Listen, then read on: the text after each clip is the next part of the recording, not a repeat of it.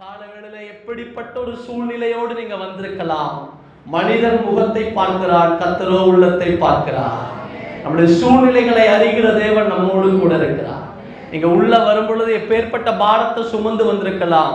தேவ பிரசன்னத்துக்கு வந்து வெளியில போகும் பொழுது அதே பாரத்தோடு கர்த்தர் நம்மை அனுப்ப மாட்டார். நம்மை நிரப்பி அனுப்புகிற தேவன், நம் வாழ்க்கையிலே மாற்றங்களை உண்டாக்கக்கூடிய உண்மையுள்ள தேவன் அவர். ஆமென். அவருக்கு ஒரு பெயர் உண்டு. அவர் இருக்கிறவராகவே இருக்கிறாராம். அவர் எப்படி இருக்கிறாரா? இருக்கிறவராகவே இருக்கிறார். அன்றைக்கு மோசேக்கு முச்செடியிலே ஆண்டவர் தரிசனமாகி சொன்னார், என் ஜனங்களுடைய கூக்குரலை கேட்டேன், நீ போய் அந்த ஜனங்கள் என்னை ஆராதிக்கும்படி அனுப்பிவிடு என்றார். அப்ப மோசே கேட்பார், என்னை அனுப்பினவர் யார் என்று கேட்டார். அவர் நாமம் என்னவென்று கேட்டால் நான் என்ன சொல்லுவேன்? அவர் சொல்வார், போய் சொல், இருக்கிறவராகவே இருக்கிறவர் சொன்னார் என்று. ஆமென், ஆமென். அநேக வருஷங்களுக்கு பின்பதாக இயேசு கிறிஸ்துவை யூதாஸ் முத்தத்தினால் காட்டி கொடுப்பான் இல்லையா? முத்தத்தினால் காட்டி கொடுக்கும் பொழுது ஒரு அடையாளம் வைத்திருப்பான். நான் யாரை கட்டிப்பிடிக்கிறனோ, யாருக்கு முத்தமிடுகிறனோ அவர் தான் இயேசு கிறிஸ்து அப்படின்னு. இவ போய் கரெக்டாக அதை பண்ணுவான். பண்ணும்போது போர் சேவர்கள் கேட்பாங்க இயேசுவிடத்துல, நீர் யார் அப்படின்னு. அவர் சொல்லுவார், நான் இருக்கிறவராகவே இருக்கிறேன். ஆமென். அன்றைக்கும் இருக்கிறவராகவே இருக்கிறார், இன்றைக்கும் இருக்கிறவராகவே இருக்கிறார். அவர் நேற்றும் இன்றும் மாறாதவராக இருக்கிறார். அப்படிப்பட்ட தெய்வத்தை தான் இந்த காலை வேளையில நீங்களும் நானும் பார்க்க வந்திருக்கிறோம். அவர் நம்மை வெறுமையாக அனுப்ப மாட்டார். நம்புறவங்க மாத்திரம் சத்தமா அல்லேலூயா, ஆமென். ஆக கண்களை மூடி ஒரு சிறிய ஜெபத்தோடு கூட அவரை நோக்கி பார்ப்போம். மனுஷ சத்தம் அல்ல, தேவனுடைய சத்தம் நம் காதுகளிலே கேட்கட்டும். ஆண்டவரே, நாங்கள் வந்திருப்பது ஏதோ ஒரு மனுஷனுடைய சத்தத்தை கேட்டுவிட்டு போவதற்காக அல்ல. நீங்க பேசுங்க ஆண்டவரே, நீங்க பேசுனா அதுல விடுதலை. ஒரே ஒரு நிமிஷம் நல்லா வாயை திறந்து எல்லாம், ஆண்டவரே என்னோடு பேசுங்க. ஆண்டவரே, நான் உடைய வார்த்தையினால் உயிர்ப்பிக்கப்பட வேண்டும். உடைய வார்த்தை ஆண்டவரே என் வாழ்க்கையை மாற்ற வேண்டும். ஆண்டவருடைய வார்த்தைக்கு முடியும் என் வாழ்க்கையில் இருக்கிற எல்லா போராட்டங்களை மாற்றுவதற்கு. நீர் உமது வார்த்தையை அனுப்பி குணமாக்குகிற தேவனாய் இருக்கிறீர், உயிர்ப்பிக்கிற தேவனாய் இருக்கிறீர். எங்களோடு பேசுங்க ஆண்டவரே, எங்களோடு பேசுங்க ஆண்டவரே. எல்லாம் கேளுங்க ஆண்டவரே. நாங்கள் வந்த வண்ணமாக போகக்கூடாது. உடைய வார்த்தையிலே ஜீவன் உண்டு, அந்த ஜீவன் வெளிப்படட்டும். உடைய வார்த்தையிலே வல்லமை உண்டு, அந்த வல்லமை வெளிப்படட்டும். உடைய வார்த்தை ஆண்டவரே வறண்டு போன நிலங்களையும் செழிப்புள்ளதாய் மாற்றுமே. எங்கள் ஆத்துமாவை அப்படியே மாற்றட்டும். எங்களோடு பேசுங்க, பேசுங்க, பேசுங்க ஆண்டவரே. எல்லாம் ரெண்டு கரத்தை உயர்த்தி, இந்த நாளில் ஒவ்வொரு நிமிடமும் உந்தன் நினைவால் நிரம்ப வேண்டும். தேவ பிரசன்னத்தை வாஞ்சித்தவர்களா, இந்த நாளில் ஒவ்வொரு நிமிடமும் உந்தன் நினைவால் நிரம்ப வேண்டும். வாயின் வார்த்தை எல்லாம் வீரர்காயம்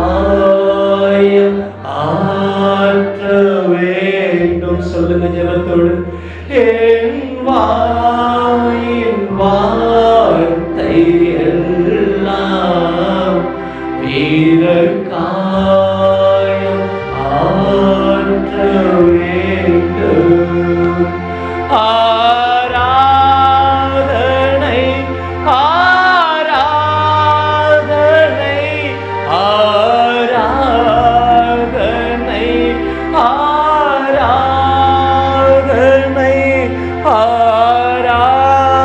ஆராதனை, ஆராதனை, ஆராதனை, ஆராதனை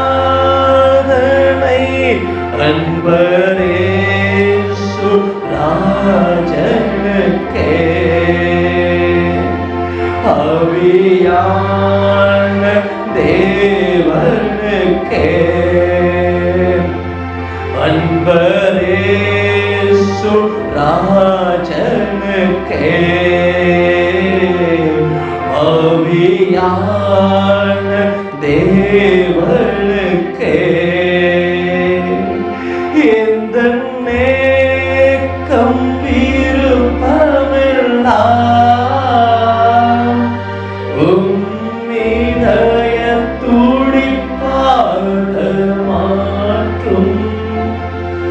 எந்தன்னே கம்பீரமெல்லாம் உந்தன் நீதய துடிப்பா. ரெண்டு கரங்களை உயர்த்தி என் ஜீவ நாட்கள் எல்லாம்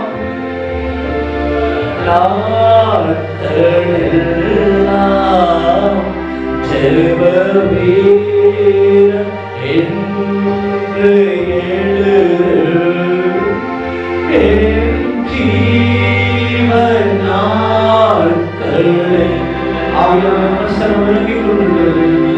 அவருடைய மகிமை இறங்கிக் கொண்டிருக்கிறது. அநேகரை கர்த்தர் உயிர்ப்பித்துக் கொண்டிருக்கிறார். ஆராதனை ரெண்டு கரங்களை உயர்த்தி ஆராதனை, உள்ளத்தின் ஆழத்திலிருந்து ஆராதனை. சொல்லும் போதே எல்லா சரீரங்களை கர்த்தர் மாற்றுகிறார். எங்கள் இருதயங்களை திறக்கிறார்.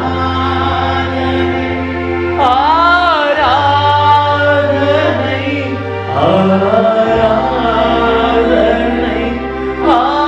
ஆராதனை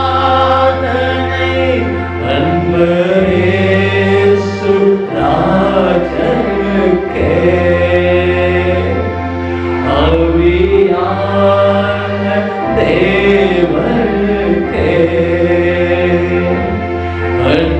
அன்பரேசு ராஜ.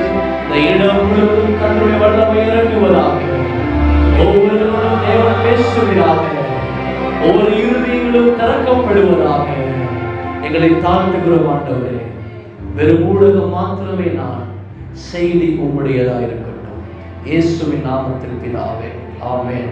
ஹல்லேலூயா. அந்த வாய்ப்பை கொடுத்த அருமையான பாஸ்டர் சார்ல்ஸ் உடைய குடும்பத்துக்கு என்னுடைய நன்றியை தெரிவித்துக் கொள்கிறேன்.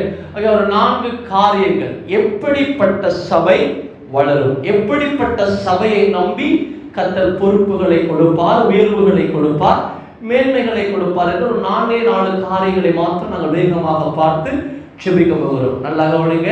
அது சபையானாலும் சரி, குடும்பமானாலும் சரி, தனிப்பட்ட மனிதனானாலும் சரி, இந்த 4 காரியங்கள் நம் வாழ்க்கையில இருக்கும் பொழுது, சில வேளைகளிலே நம் வாழ்க்கையில இது இருக்கலாம், இன்னும் இது அதிகரிக்கும் பொழுது தேவன் எப்படிப்பட்ட காரியங்களை நம் வாழ்க்கையில செய்வார் என்று பார்க்க போகிறோம். ஆக முதலாவதாக அப்போஸ்தலர் புத்தகம் 2ஆம் அதிகாரத்தை நாங்கள் திருப்பிக் கொள்வோம். அப்போஸ்தலர் புத்தகம் 2ஆம் அதிகாரம் எல்லாருக்கும் தெரிந்த வசனம் தான்.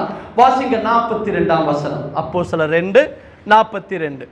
அவர்கள் அப்போஸ்தலருடைய உபதேசத்திலும் அந்யோன்யத்திலும் அப்பம் பிட்டுவதிலும் ஜெபம் பண்ணுவதிலும் உறுதியாய் தரித்திருந்தார்கள். எல்லாருக்கும் பயம் உண்டாயிற்று. நல்லா கவனிங்க. கீழே நீங்க அப்படியே வாசிக்கும் பொழுது வசனம் சொல்லும், அவர்கள் கூடி வந்து ஜெபித்த இடம் அசைய ஆரம்பித்தது.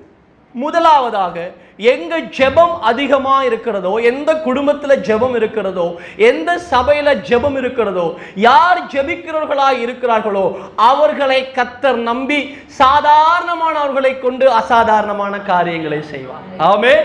ஆக ஜெபிக்கிற சபை வளர ஆரம்பிக்கும். கிறிஸ்தவர்கள் தோற்று போகலாம், ஜெபிக்கிறவர்கள் தோற்று போக மாட்டார்கள். ஆமென்.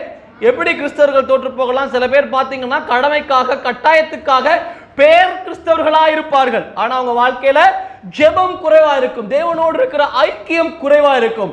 கிறிஸ்தவர்கள் தோற்று போகலாம், மூளையை நம்புகிறவர்கள் தோற்று போகலாம், முழங்காலை நம்புகிறவர்கள் ஒரு நாளும் தோற்று போக மாட்டார்கள். ஆமென். மூளையினால் முடியாதது நம்முடைய முழங்கால் ஜெபத்தினாலே முடியும். அல்லேலூயா. ஆக எனக்கு அன்பான தேவனுடைய பிள்ளைகளே, எங்களுடைய ஜெபம் அதிகரிக்க அதிகரிக்க நாங்கள் கிருபையை பெருக்கிக் கொள்ளுகிறோம், பாவத்தை நாங்கள் கழுவுகிறோம். எவன் ஜெபிக்காமல் இருக்கிறானோ அவன் பாவத்தை பெருக்கி கிருபையை இழந்து போகிறான். ஜெபிக்கிறவனோ கிருபையை பெருக்கி பாவத்தை கழுவி தேவ பிரசன்னத்துக்குள்ளாக மாறுகிறான். அல்லேலூயா. அப்ப நல்லா கவனிங்க. ஜெபம் நம் வாழ்க்கையிலே மிக மிக மிக முக்கியமான ஒரு காரியம். யாரெல்லாம் ஜெபிக்கிறார்களோ அவர்களை நம்பி கர்த்தர் பொறுப்புகளை கொடுப்பார். அன்னைக்கு முழு இஸ்ரவேல் ஜனங்களும் மோசே மேல போனார். 32ஆம் அதிகாரம், யாத்திராகமம் 32ஆம் அதிகாரத்தில் நாங்க பார்க்கிறோம். மோசே மேலே போய் தேவ சமூகத்திலே தேவனோடு அமர்ந்திருக்க ஆரம்பித்தார். 40 நாள் ஆயிடுச்சு, கீழே வரையில. கீழே இருந்த ஜனங்கள் எல்லாம் என்ன நினைச்சாங்கன்னா, மேல போனவர் அப்படியே மேல போயிட்டாரு, இன்னும் கீழே வரமாட்டாருன்னு நினைச்சாங்க. அதனால ஆரோனை கூப்பிட்டு தங்களுக்கு ஒரு கண்ணுக்குட்டியை உண்டு பண்ணி டான்ஸ் பண்ண ஆரம்பிச்சுட்டாங்க. எல்லாருமே ஆண்டவர் விட்டு தூரம் போயிட்டாங்க. ஆனா வசனம் சொல்லும், யாத்திராகமம் 33ஆம் அதிகாரம் 11ஆம் வசனம் சொல்லும், ஜோசுவா என்னும் வாலிபனோ ஆசரிப்பு கூடாரத்தை விட்டு பிரியாதிருந்தான். ஆமென். எல்லாம் 10ஓட 11 போனாலும் ஜோசுவா தேவ பிரசன்னத்தை சார்ந்திருந்தான், தேவனுடைய சமூகத்தை சார்ந்து வாழ்ந்தான். அவனுடைய நம்பிக்கை, அவனுடைய அடையாளம் ஜெபமாய் இருந்ததுனாலதான் அடுத்த தலைவனாக எத்தனையோ தலைவர்கள் இருந்தார்கள். மோசேக்கு பின்பதான் மோசேக்கு பிள்ளைகள் இருக்கிறாங்க இல்லையா? மோசேயுடைய பிள்ளைகளை அந்த இடத்துக்கு கொண்டு வரையில. ஆரோனுக்கு 4 பிள்ளைகள் இருக்கிறாங்க. அதுல ஒருவன் தான் பக்தி வைராக்கியம் கொண்டு பினேகாஸ். மோசேக்கு பின்பதாக அந்த பொறுப்பை ஆண்டவர் அவனுக்கும் கொடுக்கல. அந்த நாட்கள்ல பாத்தீங்கன்னா 50க்கு ஒரு அதிபதி, 100க்கு ஒரு அதிபதி இப்படி இருந்தார்கள். தலைவர்கள் இருந்தார்கள், தகுதியானவர்கள் இருந்தார்கள், நிர்வாகங்களை வகிக்கக்கூடியவர்கள் இருந்தார்கள். ஆனா ஆண்டவர் அந்த பொறுப்பை யாருக்கு கொடுத்தார்னா ஜோசுவாக்கு கொடுத்தார். ஏன் தெரியுமா? அவன் ஜெபிக்கிற மனுஷனா இருந்ததுனால, தேவ பிரசன்னத்தை சார்ந்திருந்த மனுஷனா இருந்ததுனால. எனக்கு அன்பான தேவ ஜனமே, உங்க வாழ்க்கையில முதல் ஜெபம் என்றால் நிச்சயமா அது வெற்றியாக தான் இருக்கு. உங்க வாழ்க்கையில முதலாவது தேவனுக்கு இடத்தை கொடுத்து பாருங்க. இன்னைக்கு நிறைய பேருடைய குடும்பங்களில், நிறைய பேருடைய வாழ்க்கையில அசட்டை பண்ணப்பட்ட காரியமா இந்த ஜெபம் மாறி இருக்கிறதுனால தேவ பிரசன்னத்தை இழந்து போயிருக்கிறார்கள். மத்தேயு 22:1-2-3 சொல்லுது, எல்லாவற்றையும் ஆண்டவர் ஆயத்தம் பண்ணி வச்சிருந்தாராம். கல்யாண வீட்டுக்கு அழைக்கப்பட்டவர்களோ வர மனதில்லாமல் போனார்கள். புரியுதா? எல்லாமே ஆயத்தமா இருந்தது, எல்லாமே செய்து வைத்திருந்தார். ஆனா அழைக்கப்பட்டவர்களோ அதை அசட்டை பண்ணி வர மனதில்லாமல் போனார்கள். இன்னைக்கு கர்த்தர் நமக்காக எல்லாவற்றையும் ஆயத்தம் பண்ணியிருக்கிறார். அமர்ந்திருந்து நானே தேவன் என்று அறிந்து கொள்ளுங்கள் என்று சொல்லுகிறார். அவர் பாதத்தில் நாங்கள் அமர்ந்திருக்க சகலவற்றையும் நம் கர்த்தர் நமக்காக மாற்றக்கூடியவராக இருக்கிறார். ஆமென். மூளையினால் முடியாதது நம் முழங்கால் ஜெபத்தினால முடியும். நம்முடைய எல்லா பிரச்சனைக்கும் நம்ம ஜெப அறையிலே தீர்வு உண்டு. இதுக்கு தான் தீர்வு இருக்கு, இதுக்கு தான் தீர்வு இல்லைன்னு சொல்லல. நம் ஆண்டவருக்கு ஒரு பெயர் உண்டு, அவர் அந்தரங்கத்தை பார்க்கின்ற பிதா. ஆமென். நாம் அந்தரங்கத்துல கண்ணீர் வெடிக்கும் பொழுது, நாம் அந்தரங்கத்துல கேட்கும் பொழுது, அந்தரங்கத்துல அவர் சமூகத்துல போய் அழும் பொழுது, அவர் யாரிடத்திலும் சொல்லி நம்மை அவமானப்படுத்த மாட்டார், வெட்கப்படுத்த மாட்டார், வெளியரங்கமாக பதில் கொடுப்பார். ஆமென், ஆமென். பாருங்க, எலியா என்பவன் சாதாரண ஒரு மனுஷன் தான். வசனம் அழகா சொல்லும், யாக்கோபு 5ஆம் அதிகாரம் 17ஆம் வசனம் சொல்லும், எலியா என்பவன் நம்மை போல பாடுள்ள மனுஷனாய் இருந்தாலும் அவன் கருத்தாய் ஜெபம் பண்ணினான். கர்த்தர் அவன் ஜெபத்தை கேட்டு 3.5 வருஷம் வானத்தை போட்டுனாராம். எத்தனை வருஷம்? 3.5 வருஷம். ஒரு தனி மனிதனின் ஜெபத்தை கேட்டு வானத்தை கர்த்தர் அடைத்து போட்டான். அது ஏதோ சாதாரணமா நடந்த ஒரு காரியம் அல்ல. அவன் கருத்தாய் ஜெபம் பண்ணான், கர்த்தர் அவன் ஜெபத்தை கேட்டான். நான் அதை எப்படி தெரியுமா பார்க்கிறேன்? அவன் வானத்தை பூட்டி அதனுடைய சாவியை தன்னுடைய மேல் பக்கத்துல 3.5 வருஷம் வச்சிருக்கிறான். புரியுதா? ஜெபத்துடைய வல்லமை புரிகிறதா? ஜெபத்துடைய மகிமை புரிகிறதா? ஜெபம் இயற்கைக்கு அப்பாற்பட்ட காரியங்களையும் செய்ய வல்லமை உள்ளது. மனிதனால் முடியாதது தேவனால முடியும் என்று நிரூபிக்கக்கூடியது. அப்ப நல்லா கவனிங்க. ஆகாப் சொல்லுகிறான், நீ ஜெபம் பண்ணு, நீ ஜெபம் பண்ணா மழை பெய்யும் எனக்கு தெரியும் அப்படிங்கிறான். எலியா சொல்லுகிறான், நீ மனம் திரும்ப, நான் ஜெபம் பண்றேன். அல்லேலூயா. ஜெபத்தினால முடியாத காரியம் ஒன்றுமே இல்லை. ஜெபம் இல்லாத வீடு கூரை இல்லாத வீடா இருக்குது. எந்த வீட்டுல ஜெபம் அதிகரிக்கப்படுகிறதோ, எந்த வீட்டுல குடும்ப ஜெபம் இருக்குதோ, எந்த வீடு ஜெபத்தை அதிகமாக நம்பி வாழுதோ, அந்த வீட்டுக்கு சேதங்கள் வராதபடி கர்த்தர் நம்மை பாதுகாக்க வல்லமை உள்ளவர். ஆமென். அப்ப முதலாவது நம்முடைய வாழ்க்கையில ஜெபத்துக்கு முக்கியத்துவத்தை கொடுக்கணும். ஜெபத்துக்கு நாங்க முக்கியத்துவத்தை கொடுக்கிற சபை வளர ஆரம்பிக்கும். அன்றைக்கு ரோம ராஜ்யம் நினைத்தது இயேசு கிறிஸ்துவ சிலுவையில் அறைஞ்ச உடனே எல்லாமே முடிஞ்சு போயிருச்சு, இனி கிறிஸ்தவம் வளராது, இனி பெருகாதுன்னு. ஆனா 120 பேர் 10 நாள் காத்திருக்க ஆரம்பித்தாங்க, ஜெபம் பண்ண ஆரம்பித்தாங்க. ஜெபம் பண்ண கர்த்தருடைய வல்லமை இறங்க ஆரம்பித்தது. அல்லேலூயா. அன்னைக்கு ரோம சாம்ராஜ்யம் எது முடியுதுன்னு நினைத்ததோ அப்பதான் அது இன்னும் பல மடங்கு பெருக ஆரம்பித்தது. அன்னைக்கு கிறிஸ்தவர்கள் என்ற பெயர் அன்னைக்கு தான் வர ஆரம்பித்தது. அல்லேலூயா. ஜெபம் சகலவற்றையும் மாற்றக்கூடியது. ஜெபம் எல்லாவற்றையும் அசைக்கக்கூடியது. ஜெபத்தால முடியாதது ஒண்ணுமே கிடையாது. பாருங்க, அன்னைக்கு சட்டம் போடப்பட்டிருக்கிறது என்று தெரிந்தும் தானியேல் 6:10 சொல்லுது, அவன் இப்படி ஒரு சட்டம் போடப்பட்டிருக்கிறது தெரிந்தும் அவன் பயந்து போய் ஜெபம் பண்ணல, கதவெல்லாம் மூடிட்டு ஜெபம் பண்ணல, பலகணிகள் திறந்திருக்க எருசலேமுக்கு நேராக ஜெபம் பண்றான். அல்லேலூயா. அவன் ஜெபம் பண்ணதுனால சிங்கத்தின் கெபியில் அவனை தூக்கி போட்டாலும் சிங்கமும் தூங்கிச்சு, அவனும் தூங்கினான். தூக்கி போட்ட தரிய ராஜாவுக்கு தூக்கம் வரையில. புரியுதா?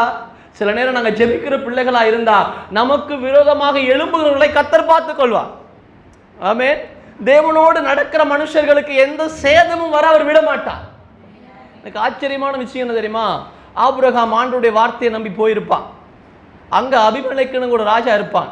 அவருடைய மனைவி அழகா இருக்கிறதுனால அவன் சொல்லுவான், இவனை தூக்கிட்டு வாங்க, நான் அவளை திருமணம் பண்ண போறேன். ஏன்னா இவன் சொல்லியிருப்பான் என் தங்கச்சி அப்படின்னு.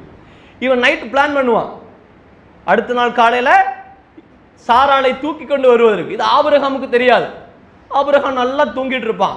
ஆனா ஆண்டவர் அபிமெலேக்கை தட்டி சொல்லுவாரு, ஆபிரகாம் என்னுடைய தாசன், ஆபிரகாம் என் புள்ள, கையை வச்ச மகனை காணாம போயிருன்ற மாதிரி சொல்லுவாரு. ஆபிரகாமுக்கு சொல்லியிருக்க மாட்டார். ஏன்னா ஆபிரகாமுக்கு சொல்லியிருந்தா அவன் பயந்துருப்பான். புரியுதா? ஆபிரகாமை தட்டி, நாளைக்கு காலையில அபிமெலேக்கு வருகிறான், உன் மனைவியை தூக்கி கொண்டு போக வருகிறான், அதனால கொஞ்சம் கவனமா இருப்பான்னு சொன்னா அவன் முழுதும் தூங்கி இருக்க மாட்டான். புரியுதா? அங்க சொல்லல. எங்க சொன்னார்னா, எவன் அவனுக்கு விரோதமா எழும்பினாரோ அங்க போய் சொன்னாரு, என் மகன் மேல கையை வச்ச காணாம போயிருவேன். அல்லேலூயா. இதுதான் தேவனோடு நடக்கிற ஜெபிக்கிற பிள்ளைகளுக்கு தேவன் கொடுக்கிற மகிமையான ஆசீர்வாதம். அல்லேலூயா. எங்க வாழ்க்கையில ஜெபம் முன்னுரிமையாக இருந்தா நிச்சயமாய் கர்த்தர் எந்த இடத்துல நம்மளை வெட்கப்படவே விட மாட்டான். போகிற இடமெல்லாம் கர்த்தர் நமக்கு தயவு பாராட்டுவார். ஆமென். பாருங்க, ஏசாயா 40ஆம் அதிகாரம் 31ஆம் வசனம் சொல்லுகிறது, கர்த்தருக்கு காத்திருக்கிறவர்களோ புது பலன் அடைந்து கழுகுகளைப் போல உயிரை பிறப்பார்கள். அவர்கள் ஓடினாலும் களைப்படையார்கள், சோர்ந்தாலும் அவர்கள் ஓடினாலும் சோர்ந்து போகார்கள். காரணம் என்ன? ஏன் கர்த்தர் சோர்வுக்கும் கழுகுக்கும் புதுபலனுக்கும் ஒப்பிடுகிறார்? கழுகுக்கும் புதுபலனுக்கும் இருக்கிற ஒற்றுமை என்ன தெரியுமா? கழுகு சாதாரணமாய் 40 வருஷம் வாழ்ந்த பிறகு இந்த கழுகுடைய சிறகுகள் தடிமனாக மாற ஆரம்பிச்சிருமா, ஒன்னோடு ஒன்று ஒட்டிக்கொள்ள ஆரம்பிச்சிடும். அதனால அதுக்கு பறக்க முடியாது, வேட்டையாட முடியாது. அதனுடைய கூர்மையான நகங்கள் வலு இழந்து விடும். அதனால அது வேட்டையாடி அந்த இரையை தூக்கி கொண்டு வர முடியாது. அதனுடைய கூர்மையான அலகுகள், நாங்கள் அலகுகள்னு சொல்லுவோம், சொண்டுகள், அது கூர்மையா இருக்கிற அந்த சொண்டு அதுவும் அதனுடைய கூர்மையை இழந்து விடும். அதனால அது எவ்வளவுதான் கீழே இறங்கி வந்து ஒரு இரையை தூக்கினாலும், அது ஆடா இருந்தாலும் சரி ஆளா இருந்தாலும் சரி, அது என்ன பண்ணா தன்னுடைய கூர்மையான சொண்டுனால கிழித்து உண்ணக்கூடிய சுபாவம் கொண்டது கழுகு. இப்ப அதனுடைய சொண்டு கூர்மை இழந்து விட்டது, நகங்கள் வலு இழந்து விட்டது, அதனுடைய சிறகுகள் தடிமனாக மாறிவிட்டது. இப்ப இதனால அதுக்கு என்ன பண்ண முடியாதுன்னா, பறக்க முடியாது, வேட்டையாட முடியாது, இரையை சாப்பிட முடியாது. இப்படியே இருக்கும் பொழுது சோர்ந்து போக ஆரம்பிக்கும். இப்ப 40 வயசுல தன்னுடைய வாழ்க்கையை முடித்துக் கொள்ள வேண்டிய ஒரு நிலைக்கு இந்த கழுகு தள்ளப்படுமா? ஆனா அந்த கழுகு மாறாக ஒரு காரியம் செய்யுமா? என்ன செய்யுமா? பெரிய உயர்ந்த கற்பாறைக்குள்ளே போய் தன்னை மறைத்துக் கொள்ள ஆரம்பிக்கும். மறைத்து கொண்டு தன்னுடைய கூர்மை இழந்த அந்த சொண்டுனால அந்த பறக்க முடியாதபடி ஒன்றோடு ஒன்று ஒற்றிக்கொள்கிற இந்த தடிமனான சிறகை ஒன்றா ஒன்றா ஒன்றா கலட்டி போட்டு தன்னுடைய சிறகு இல்லாமல் மொட்டையாக இருக்க ஆரம்பிக்கும். இரண்டாவது, தன்னுடைய வலு இழந்த கூர்மையை இழந்த நகத்தை தன்னுடைய சொண்டுனால ஒன்னொன்னா பிடுங்க ஆரம்பிக்கும். இது சொல்லுவதற்கு வேணா ரொம்ப ஈஸியா இருக்கலாம், ஆனா அந்த பாதையில போற கழுகுக்கு தான் தெரியும் இதனுடைய வேதனை. இப்ப கடைசியாய் அந்த கற்பாறையிலே தன்னுடைய கூர்மையான சொண்டை அது அப்படியே என்ன பண்ணுனா தேய்க்க ஆரம்பிக்கும். தேய்க்க தேய்க்க தேய்க்க அதனுடைய சொண்டு அப்படியே கட்டையாகி மொட்டையாகி விடும். இப்ப அதுக்கு பறக்க முடியாது, மொட்டை கழுகாக அது போய் இந்த கற்பாறையிலே காத்திருக்கும். மற்ற கழுகுகள்லாம் உயர பறக்கும், இந்த கழுகு மாத்திரம் போய் அந்த கற்பாறையில காத்திருக்க ஆரம்பிக்கும். காத்திருக்க காத்திருக்க காத்திருக்க புதிய சிறகுகள் வளரும். காத்திருக்க காத்திருக்க காத்திருக்க புதிய நகங்கள் வளரும். காத்திருக்க காத்திருக்க கூர்மையான சண்டுகள் வளரும். இப்போ ஒரு புதிய பலத்தோட ஒரு புதிய அபிஷேகத்தோட வெளியில வரும் பாருங்க. இன்னும் 40 வருஷம் சிறகடைத்து வாழ முடியும். அல்லேலூயா, அல்லேலூயா. சோர்வுகள் வரும் பொழுது, பலவீனங்கள் வரும் பொழுது, பிரச்சனைகள் வரும் பொழுது, போராட்டங்கள் வரும் பொழுது தேவ சமூகத்தில் போய் காத்திருக்க கற்றுக்கொள்ளுங்க. தேவ சமூகத்தில் போய் அமர்ந்திருக்க கற்றுக்கொள்ளுங்க. கர்த்தர் நம்மை புது பலத்தால நிரப்புவார். நம் வாழ்க்கையில தேவன் பிரச்சனைகளை அனுமதிப்பது, போராட்டங்களை அனுபவிப்பது, சில சோதனைகளை அனுபவிப்பது நம்மை அழிப்பதற்காக அல்ல, மாறாக நம்மை அடுத்த லெவலுக்கு கொண்டு போவதற்காக. ஆமென். சிங்கத்தின் கெபியில தானியேலை போடாமலே காப்பாத்திருக்க முடியும். போட்டாது ஒரு பெரிய அற்புதம் கிடையாது. சிங்கத்தின் கெபியை தேவன் தான் அனுமதித்தார். இப்ப சிங்கத்தின் கெபியில உயிரோடு காத்தா. இப்ப அந்த ராஜா சொல்லுகிறான், என் ராஜ்யம் எங்கும் சொல்லுங்கள், தானியேல் ஆராதிக்கிற தெய்வம் தான் உண்மையான தெய்வம். ஆமே. பாடுகள் எதற்காக? உபத்திரவங்கள் எதற்காக? பிரச்சனைகள் எதற்காக? எங்களை அழிப்பதற்காக அல்ல, மாறாக ஒரு சமூகத்துல காத்திருந்து புது பலத்தோடு இன்னும் பிரகாசிப்பதற்காக. அல்லேலூயா. நல்லா வாயை திறந்து ஆமென். அப்ப அதனால பிரச்சனைகள் வரும் பொழுது சோர்ந்து போகாதீங்க, உபத்திரவங்கள் வரும் பொழுது சோர்ந்து போகாதீங்க. ரோமர் 12:12 சொல்லுது, நம்பிக்கையில சந்தோஷமா இருங்க, உபத்திரவத்துல பொறுமையா இருங்க, ஜெபத்துல உறுதியா இருங்க, ஏனென்றால் எங்கள் மீட்பர் உயிரோடு இருக்கிறார். அல்லேலூயா. சகலவற்றையும் மாற்றக்கூடிய தேவன் நம்மோடு கூட இருக்கிறார். அன்னைக்கு லாசரு வீட்டுக்கு போய், லாசரு வியாதியோடு இருக்கும் பொழுது போய் ஜெபம் பண்ணிட்டு வந்திருந்தார்னா அந்த அற்புதம் லாசருடைய வீட்டுக்கு மட்டும்தான் தெரியும்.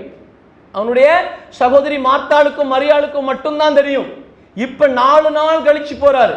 லாசரு இறந்து விட்டான். கல்லறையில அடக்கம் பண்ணிட்டாங்க. கல்லறை கிட்ட போய் நிற்கும் பொழுது கல்லை புரட்டி போடுன்னு சொல்லும் போது எல்லாரும் என்ன நினைச்சாங்கன்னா, கடைசி அவன் முகத்தை பார்க்க விரும்புறாரு, இல்லைன்னா ஆண்டவரே இவருடைய ஆத்மா சாந்தி அடைய நான் பிரார்த்திக்கிறேன், இன்பராயிற்றிலே மோட்ச கரையில சந்திப்போம்னு ஒரு ஜெபம் பண்ண போறாருன்னு தான் எல்லாம் நினைச்சாங்க. ஆனா அவர் ஒரே ஒரு வார்த்தை சொன்னார், செத்து போன லாசரு 4 நாளைக்கு பின்பதாக உயிரோடு வந்தார். அல்லேலூயா. வசனம் சொல்லும், அவன் மரித்து உயிர்த்தென்ற செய்தி அவருடைய நாமம் கீர்த்தி அந்த ராஜ்யம் எங்கும் பரவிட்டான், அந்த கிராமங்கள் எங்கும் பரவிட்டான்.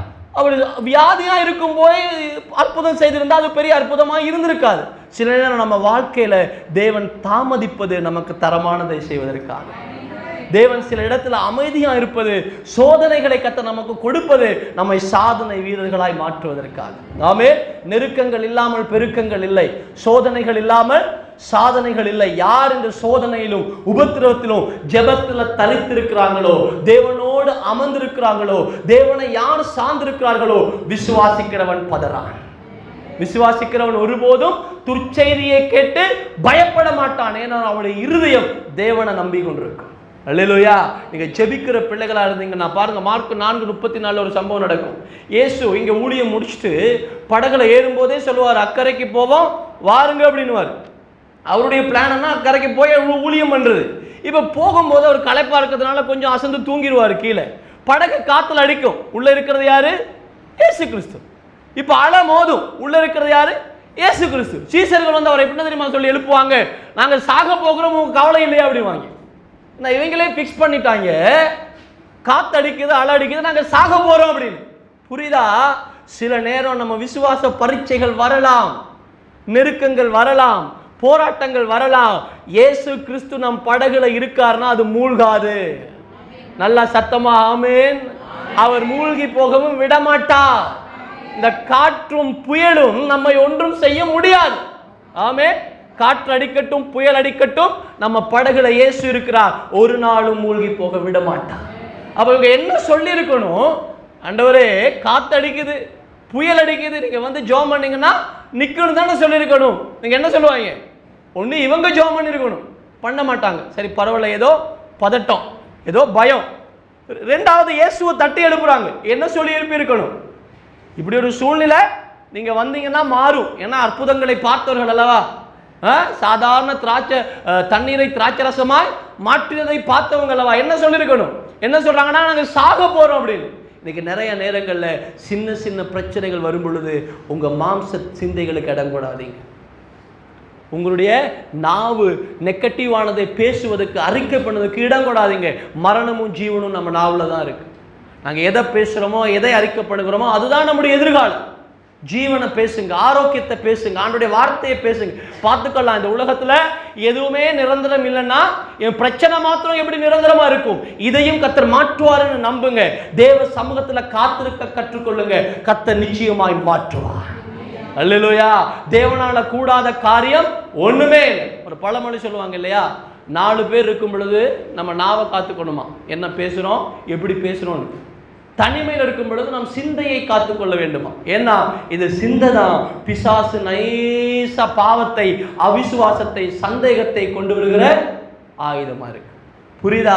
இங்கதான் அவன் சொல்லுவான், நான் சோர்வா இருக்கிறேன்ப்பா, நான் ரொம்ப டயர்டா இருக்கிறோம்ப்பா, என்னால முடியலப்பா அப்படின்னு சொல்லும் பொழுதே நம்மளை அறியாமலே சோர்வு நம்மளை ஆட்கொள்ளும், பலவீனங்கள் நம்மளை ஆட்கொள்ளும். எப்பயுமே நம்ம அவிசுவாசத்துக்கு இடம் கூடாது, ஜெபத்தை நாம விட்டுறவே கூடாது. சில பேர் சின்ன பிரச்சனை வந்தா ஜெபம் பண்ண மாட்டோம், சின்ன ஒரு போராட்டம் வந்தா ஜெபம் பண்ண மாட்டோம், சர்ச்சுக்கு போக மாட்டோம், பைபிள் வாசிக்க மாட்டோம், ஆண்டவரை தேட மாட்டோம், நாங்க அப்படியே சோர்ந்து போயிடுவோம். இது சத்துரு எங்களை வீழ்த்துவதற்கான ஆயுதம்.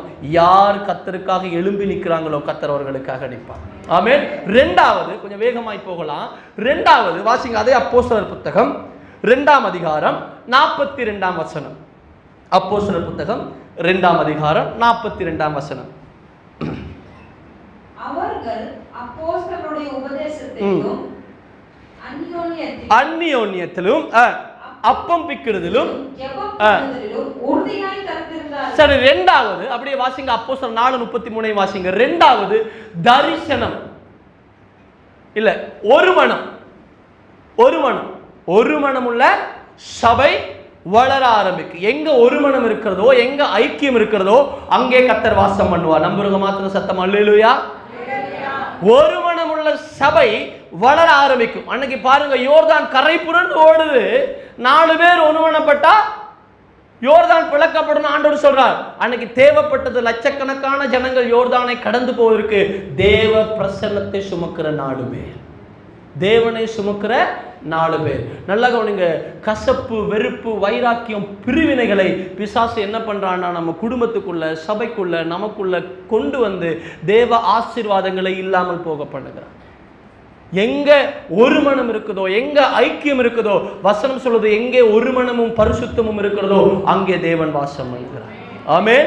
மத்தேயு 18:19 சொல்லுது, அல்லாமலும் பூமியில 2 பேர் ஒருமனப்பட்டா அவர்கள் வேண்டிக் கொள்ளுகிற எந்த காரியத்துக்கும் நான் இறங்கி வந்து பதில் கொடுக்கிறவனா இருக்கு. ஆமென். இந்த ஒரு மனம் ரொம்ப முக்கியங்க.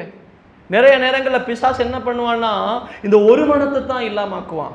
குடும்பத்திலையும் சரி, நம்ம தொழில் செய்கிற இடத்துலையும் சரி, நம்முடைய சபையிலும் சரி, அவன் என்ன பண்ணுவான்னா இந்த ஒரு மனத்தை உடைக்க முயற்சி பண்ணுவான். ஏன்னா அவனுக்கு தெரியும், நாங்கள் 4 பேர் ஒருமனப்பட்டா யோர்தான் கரை புரண்டு ஓடுகிறது 2ஆக பிளக்கும் என்ற. ஆமென். நாங்க ஒருமனப்படக்கூடாதபடிக்கு பிசாசு என்ன பண்றான்னா நமக்குள்ள பிரிவினைகளை, கசப்புகளை, வைராக்கியங்களை கொண்டு வருகிறான். மார்க் 11:24-25 வாசிங்க. இயேசு கிறிஸ்து நம்முடைய ஜெபம் கேட்கப்படுவதற்கு ஒரு 2 ஐடியா கொடுக்கிறார். நம்ம ஜெபம் கேட்கப்படுறதுக்கு ஒரு சீக்ரெட்டை சொல்றாரு. உங்க ஜெபம் கேட்கப்படணுமா, உங்க ஜெபத்துக்கு பதில் உண்டாகணுமா, முதலாவது என்ன சொல்றாரு பாருங்க, வாசிங்க. மார்க் 11:24-25. நீங்கள் நின்று ஜெபம் பண்ணும்போது ஒருவன் பேரில் உங்களுக்கு யாதொரு குறை உண்டாயிருக்குமானால் பரலோகத்தில் இருக்கிற உங்கள் பிதா உங்கள் தப்பிதங்களை உங்களுக்கு மன்னிக்கும்படி அந்த குறையை அவனுக்கு மன்னியுங்கள். சரி, நல்லா கவனிங்க. 24ஆம் வசனம் சொல்லுது, நீங்க ஜெபம் பண்ணது எவைகளை கேட்டுக்கொள்றீங்களோ அதை பெற்றுக்கொண்டேன் என்று விசுவாசிங்க. இது நம்ம எல்லாருக்கும் தெரிந்த வார்த்தை தான். 2வது சொல்லுகிறா, யார் மேலேயாவது நீங்க கோபமா இருந்தீங்கன்னா, வைராக்கியமா இருந்தீங்கன்னா, பிரிவினையா இருந்தீங்கன்னா, முதலாவது அவர்களோடு போய் ஒப்புரவாகி ஒரு மனம் பண்ணிவிட்டு அதுக்கப்புறம் வந்து ஜெபம் பண்ணுங்க, அப்பதான் உங்க ஜெபம் கேட்கப்படுங்கிறார். ஆமென். அப்ப நல்லா கவனிங்க, நம்முடைய ஜெபம் கேட்கப்படுவதற்கும் நம் வாழ்க்கையில நம்ம அடுத்த லெவலுக்கு போறதுக்கும் நம்ம இந்த ஒரு மனத்தை காத்துக்கொள்ள வேண்டும். எந்த சபை ஒரு மனத்தை காத்துக்கொள்ளுகிறதோ அந்த சபையில எழுப்புதல் உண்டாக ஆரம்பிக்கும். எந்த சபை ஒருமனப்பட்டு ஜெபிக்கிறதோ அந்த சபை சாத்தானுக்கு தொந்தரவாக இருக்கும். எந்த சபை பாருங்க சாத்தானுக்கு தொந்தரவா இருக்கும்னா சத்தமே வர மாட்டேங்குது. நம்ம சாத்தானுக்கு தொந்தரவா இருக்கும்படியா அழைக்கப்பட்ட ஜனங்கள். சொல்லுங்க அல்லேலூயா, சொல்லுங்க ஆமென். ஆகையால் நாங்க வாழுகிற நாட்கள் வந்தோம் வாழ்ந்தோம் செத்தோம் இல்ல, வந்தோம் வாழ்ந்தோம் சாதித்தோம் என்று இருக்க வேண்டும். அடுத்த சந்ததிக்கு தேவனை வாழ்ந்து காட்டிவிட்டு போக வேண்டும். ஆமென். அதற்காக தான் கர்த்தர் இன்னும் நம்மளை உயிரோடு வைத்திருக்கிறார். ஏதோ சபைக்கு வந்தோம், 2 ஸ்தோத்திரம் போட்டோம், ஒரு காணிக்கை போட்டோம், பக்கத்தில் இருக்கிற ஹாய் பாய் போட்டோம், இன்னும் அடுத்த ஞாயிற்றுக்கிழமை தான் சர்ச்சினுதல்ல கிறிஸ்தவ வாழ்க்கை. ஒவ்வொரு நாளும் தேவனோடு நடக்கிற உறவு, ஒவ்வொரு நாளும் தேவனை சார்ந்து அவர் இயற்கைக்கு அப்பாற்பட்டவர் என்று நிரூபிக்கிறது தான் கிறிஸ்தவ வாழ்க்கை. அதற்காக தான் சபையை கர்த்தர் இந்த தேசத்துல வைத்திருக்கிறார். எங்களை எதற்காக வைத்திருக்கிறார்? இந்த எல்லைகளை சுதந்திரிக்கும்படியாக, இந்த பகுதியில் இருக்கிற அசுத்த வல்லமைகளை நிர்மூலமாக்கும்படியாக, நீங்க ஒருமனப்பட்டு ஜெபிக்கும் பொழுது, அன்னைக்கு பவுலும் சீலாவும் சிறைச்சாலையில நடு ராத்திரியில துதிக்கும் பொழுது சிறைச்சாலையின் அஸ்திபாரங்கள் அசைக்கப்பட்டதா. நாங்க ஒருமனப்பட்டா சாத்தானின் அஸ்திபாரங்கள் அசைக்கப்படும், அந்தகார வல்லமையுடைய கிரியைகள் அசைக்கப்படும், கட்டுகளோடு இருக்கிற ஜனங்கள் விடுதலை ஆவார்கள். நம்புறவங்க மாத்திரம் சத்தமா ஆமென். இதுக்கு தேவை ஒரு மனம். இந்த ஒரு மனத்தை யார் காத்துக்கொள்றாங்களோ அவர்களோடு கர்த்தர் கூட இருப்பார். ஆமென். வாசிங்க, எபிரேயர் புத்தகம் 12ஆம் அதிகாரம் 14-15 சொல்லுது, யாவரோடும் சமாதானமா இருங்க, யாவரோடும் சமாதானமா இருங்க, உங்க கிருபையை இழந்து போகாதபடிக்கு கசப்பான வேர் உங்களுக்குள்ள எழும்பி உங்க கிருபையை இழந்து போகாதபடிக்கு உங்களை காத்துக்கொள்ளுங்க அப்படின்னு வசனம் சொல்லுது. நல்லா கவனிங்க. இதை நீங்க சிங்கள பைபிளையும் ஆங்கில பைபிளையும் பார்த்தீங்கன்னா இதுக்கு பிலிக்கா இல்லைன்னா கேன்சர் அப்படின்னு ஒரு வியாக்கியம் கொடுத்துருக்காங்க. கசப்புக்கு என்ன வியாக்கியம் கொடுத்துருக்காங்க தெரியுமா? கேன்சர் அப்படிங்கிறாங்க. இந்த கேன்சர் என்ன பண்ணும்? ஃபர்ஸ்ட் ஸ்டேஜ், செகண்ட் ஸ்டேஜ், எப்படி போய் 4வது ஸ்டேஜ் போயிருச்சுன்னா அதுக்கு பிறகு காப்பாற்றவே முடியாது, அது வேர் விட்டுரும். அதே போலதான் இந்த கசப்பு என்ன செய்யும்னா நமக்குள்ள கசப்பா வந்து வைராக்கியமா மாறும், வைராக்கியம் பிரிவினையா மாறும், இந்த பிரிவினை கொலவெறியா மாறும். ஆனா நாங்க எங்க இருக்கிறோம்? சபையில இருப்போம், ஸ்தோத்திரம் பண்ணுவோம், ஆனா பக்கத்து வீட்டுக்காரனோட ஆத்திரமா இருப்போம். புரியுதா? ஸ்தோத்திரம் பண்ணுவோம், பக்கத்து வீட்டுக்காரனோட இன்னும் ஆத்திரமா தான் இருப்போம். நல்லா கவனிங்க. இந்த ஸ்தோத்திரம் பரலோகத்துக்கு ஏறெடுக்கப்படுமா? இந்த இந்த ஜெபத்துக்கு கர்த்தர் பதில் கொடுப்பாரா?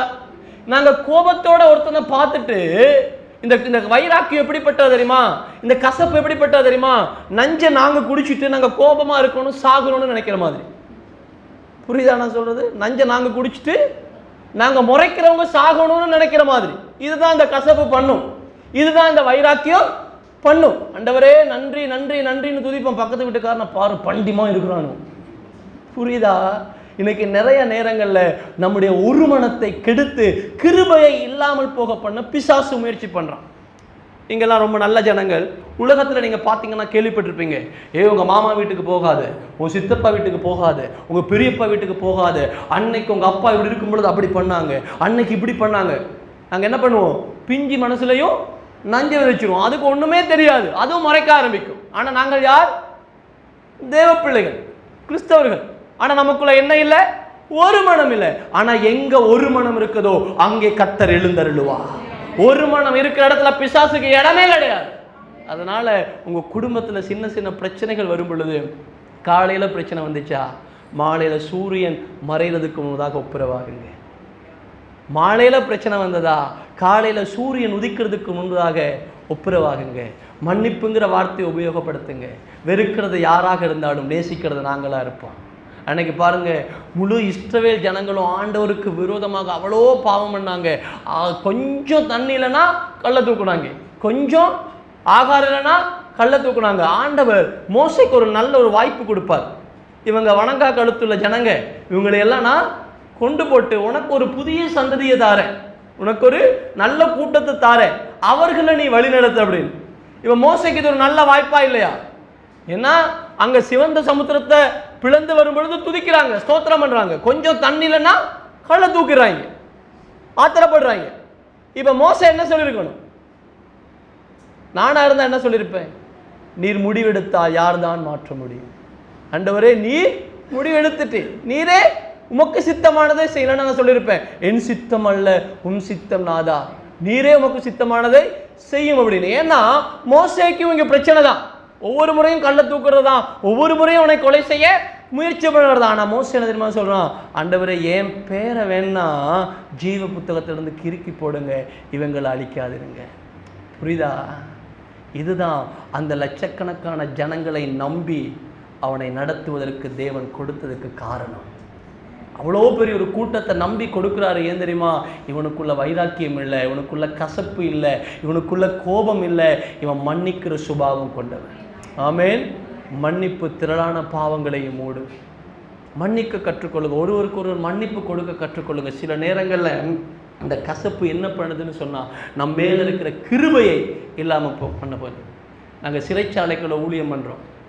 சில நேரம் சனிக்கிழமையில் போகும்பொழுது புதிய நபர்களை பார்த்தா நாங்கள் கேட்போம், அவரை பார்க்க ரொம்ப டீசெண்டாக இருப்பார், ரொம்ப இன்னசென்ட்டாக இருப்பார், நீங்கள் ஏன் இதுக்குள்ளே வந்தீங்க? நாங்கள் சில நேரம் போகிற இடம் வந்து வெளிக்கடை சிறைச்சாலை வந்து பெரிய பெரிய கைதிகளை கொண்டு வந்து வைக்கிற இடம். மெகசின்னு ஒன்று இருக்குது, சிஆர்பின்னு ஒன்று இருக்குது, வெளிக்கடைன்னு ஒன்று இருக்குது. இந்த வெளிக்கடையில் பார்த்தீங்கன்னா கொலை குற்றவாளிகள், பெரிய பெரிய குற்றவாளிகளை தான் அங்கே கொண்டு வந்து வைப்பாங்க. சிலரை பார்த்தா அந்த இடத்துக்கும் அவங்களுக்கும் சம்மந்தமே இருக்காது. அவங்கள்ட்ட கேட்டால் ஏன் நீங்கள் இங்கே வந்து இங்கே என்ன பிரச்சனை அப்படின்னு அவங்க சொல்லுவாங்க, எனக்கும் மனைவிக்கும் சின்னொரு வாய்த்தக்கம், எனக்கும் மனைவிக்கும் சின்னொரு பிரச்சனை, நான் ஆத்திரத்தில் அடித்தேன், சாகணும்னு அடிக்கலான என் மனைவி செத்துட்டா, இன்னைக்கு நான் சிறையில் இருக்கிறேன், என் மனைவி இறந்து போயிட்டா, என் பிள்ளை அனாதையாக்கப்பட்டிருக்கிறது, என் பிள்ளை நடுத்தெருவில் நிற்குது. இன்றைக்கி சின்ன சின்ன கோபங்கள், சின்ன சின்ன கசப்புகள், நான் அவனை பார்க்க மாட்டேன், அவங்க வீட்டுக்கு போக மாட்டேன், செத்த சாவுக்கும் போக மாட்டேன், அவங்க வீட்டில் போய் நான் கை நினைக்க மாட்டேன். எப்படி அதில் வேலை பலமுறை வேலை சொல்லுவாங்க தெரியுமா நம்ம மக்கள்? என்ன சொல்லுவாங்கன்னா, விரோதியை மன்னிக்கலாம், துரோகியை எப்படி மன்னிக்கிறது? ஆனால் இயேசு தன்னை குட்டினவனையும் மன்னித்தார், குத்தினவனையும் மன்னித்தார். ஆமென். சிலுவையில் அவர் தொங்கிக் கொண்டிருக்கும் பொழுது குட்டினவனை பார்த்து சொல்லலை, 3ஆவது நாள் மகனே வருவேன், வந்தோடனே முதல் உன் வீட்டுக்கு தான் வருவேன் சொன்னாரா? அவர் தாகம்னு சொல்லும் பொழுது காடியை கொடுத்தவனை பார்த்து சொன்னாரா, நான் யாருன்னு தெரியுமா, என் பவர் என்னான்னு தெரியுமா, மகனே 3ஆவது நாள் வந்தா உன்னை தொலைச்சிருவேனாரா? என்ன சொன்னார்?